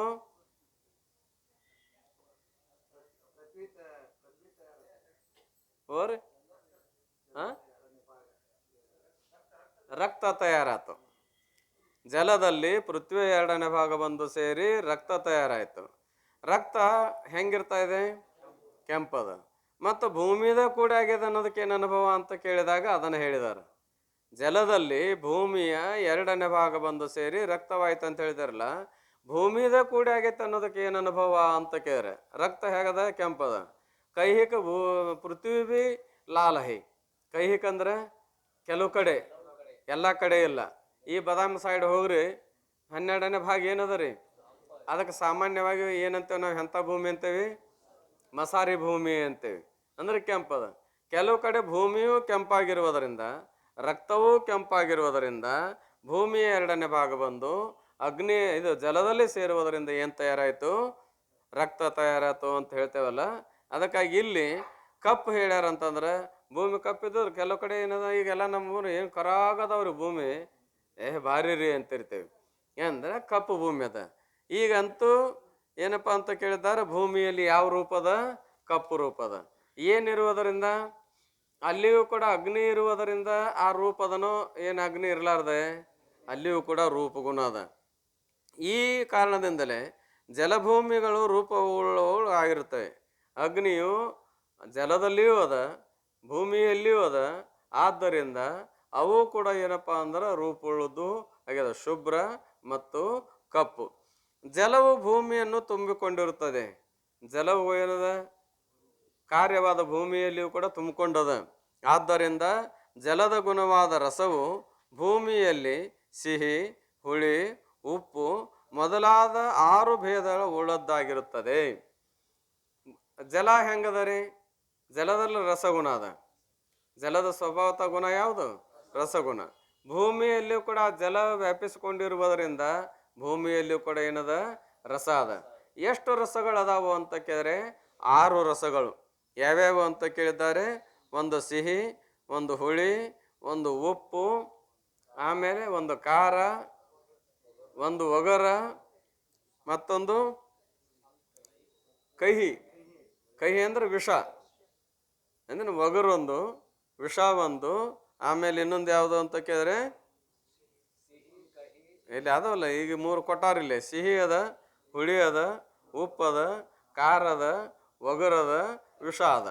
ಈ ರೀತಿಯಾದ 6 ರಸಗಳಲ್ಲಿ ಒಂದಿಲ್ಲ ಒಂದು ರಸದ ಜ್ಞಾನ ನಮಗೆ ಆಗ್ತಾ ಇದೆ. ಅದಕ್ಕಾಗಿ ರಸ ಉಳ್ಳದ್ದೆಂದು ಹೇಳಿಸ್ಕೊಂತದೆ ಯಾವುದು? ಪೃಥ್ವಿಯು ಕೂಡ. ಆದ್ದರಿಂದ ಆಕಾಶ, ವಾಯು, ಅಗ್ನಿ, ಜಲ, ಭೂಮಿಗಳೆಂಬ 5 ಭೂತಗಳು ಕ್ರಮದಿಂದ ಒಂದಕ್ಕೆ 1, ಎರಡನೇದಕ್ಕೆ 2, ಮೂರನೇದಕ್ಕೆ 3, ನಾಲ್ಕನೇದಕ್ಕೆ 4, ಐದನೇದಕ್ಕೆ 5 ಏನವು? ಗುಣಗಳು. ಶಬ್ದ 5 ಗುಣಗಳು. ಆಕಾಶಕ್ಕೆ ಒಂದೇ. ಯಾವ ಗುಣ? ಶಬ್ದ ಗುಣ. ಬಳಿಕ ವಾಯುವಿಗೆ 2 ಶಬ್ದ ಸ್ಪರ್ಶ, ಅಗ್ನಿಗೆ 3 ಶಬ್ದ ಸ್ಪರ್ಶ ರೂಪ, ವಾರಿಗೆ 4 ವಾರಿ ಅಂದ್ರೆ ಜಲ, ಆಮೇಲೆ ಅವನಿಗೆ 5. ಅವನಿ ಅಂದ್ರೆ ಭೂಮಿಗೆ ಎಷ್ಟು ಅಂದ್ರೆ 5. ಈ ತೆರನಾಗಿ ಏನದು ಅಂತ ಕೇಳಿದ್ರೆ ಏನ್ರಿ, ಈ 5 ಈ ಪ್ರಕಾರ ಗುಣಗಳನ್ನು ಹೊಂದಿಕೊಂಡಿರುತ್ತವೆ. ಆ ಭೂತಗಳೇನದಾವು? ಆಕಾಶಭೂತ ಶಬ್ದ ಗುಣದಿಂದ ಹೊಂದ್ಕೊಂಡದ, ವಾಯುಭೂತ ಶಬ್ದ ಸ್ಪರ್ಶದಿಂದ ಹೊಂದ್ಕೊಂಡದ, ಅಗ್ನಿ ಶಬ್ದ ಸ್ಪರ್ಶ ರೂಪ ಗುಣಗಳಿಂದ ಹೊಂದ್ಕೊಂಡದ, ಆಮೇಲೆ ಜಲ ಏನದಪ್ಪ ಅಂತ ಕೇಳಿದ್ದಾದ್ರೆ ಟೈಮ್ ಎಷ್ಟಾತ್ರಿ? 12, 11 ಆಗೈತಲ್ರಿ. ಏನು? ವಾಯುಗೆ 2, ಅಗ್ನಿಗೆ 3, ಜಲಕ್ಕೆ ಶಬ್ದ ಸ್ಪರ್ಶ ರೂಪ ರಸ ರಸ, ಪೃಥ್ವಿಗೆ ಏನಂದ್ರೆ ಶಬ್ದ ಸ್ಪರ್ಶ ರೂಪ ರಸ ಮತ್ತು ಸ್ವಕೀಯ ಗುಣ ಗಂಧ. ಈ ರೀತಿಯಾಗಿ ಕಾರ್ಯದ ಗುಣ ಕಾರಣದಲ್ಲಿರುವುದಿಲ್ಲ, ಕಾರಣದ ಗುಣ ಕಾರ್ಯದಲ್ಲಿ ಇರುತ್ತೆ ಅಂತ ತಿಳ್ಕೊಂಡು ಕಾರಣದ ಗುಣ ಎಲ್ಲದರಲ್ಲಿ ಸಿದ್ಧಾಕತೆ, ಕಾರ್ಯದ ಗುಣ ಅಲ್ಲೆಲ್ಲಿಗೆ ಏನಕ್ಕವ ಅಂದ್ರೆ ಕಟ್ ಹಾಕವು. ತಮ್ಮಲ್ಲಿ ಎಷ್ಟೋ ಸಿದ್ಧ ಆಕತಿ, ಮತ್ತೊಬ್ಬರಲ್ಲಿ ಅಂದ್ರೆ ಕಾರಣದಲ್ಲಿ ಸಿದ್ಧವಾಗುವುದಿಲ್ಲ. ಈ ರೀತಿಯಾಗಿ ಉತ್ಪತ್ತಿ ಅದು ನೋಡುವಂತೆ ಅದರಿಂದ ಭೂತಾದಿ ಅಹಂಕಾರದಿಂದ ಪಂಚ ಜ್ಞಾನೇಂದ್ರಿಯ, ಪಂಚ ಕರ್ಮೇಂದ್ರಿಯ, ಶಬ್ದಾದಿ ಗುಣಗಳಿಂದ ಯುಕ್ತವಾದ 5 ಭೂತಗಳು ಉತ್ಪತ್ತಿ ಅದು ಯಾರಿಂದ ಅಂದರೆ ವೈಕಾರಿಕ, ತೈಜಸ ಮತ್ತು ಭೂತಾದಿ ಅಹಂಕಾರದಿಂದ. ಮುಂದೇನು ಹೇಳ್ತಾರೋ ಅನ್ನೋದನ್ನು ಓದಿಬಿಡ್ತೇನೆ. ಎಲೈ ಶಿಷ್ಯನೇ, ಎಲ್ಲ ಭೂತಗಳು ನಿನ್ನನ್ನೇ ಆಶ್ರಯ ಮಾಡಿದ್ದರಿಂದ, ಇವೆಲ್ಲ ಯಾರ ಆಶ್ರಯದೊಳಗದಾವು? ನಿನ್ನ ಆಶ್ರಯ ಮಾಡಿದ್ದರಿಂದ ನೀನು ಅಧಿಷ್ಠಾನ ರೂಪು.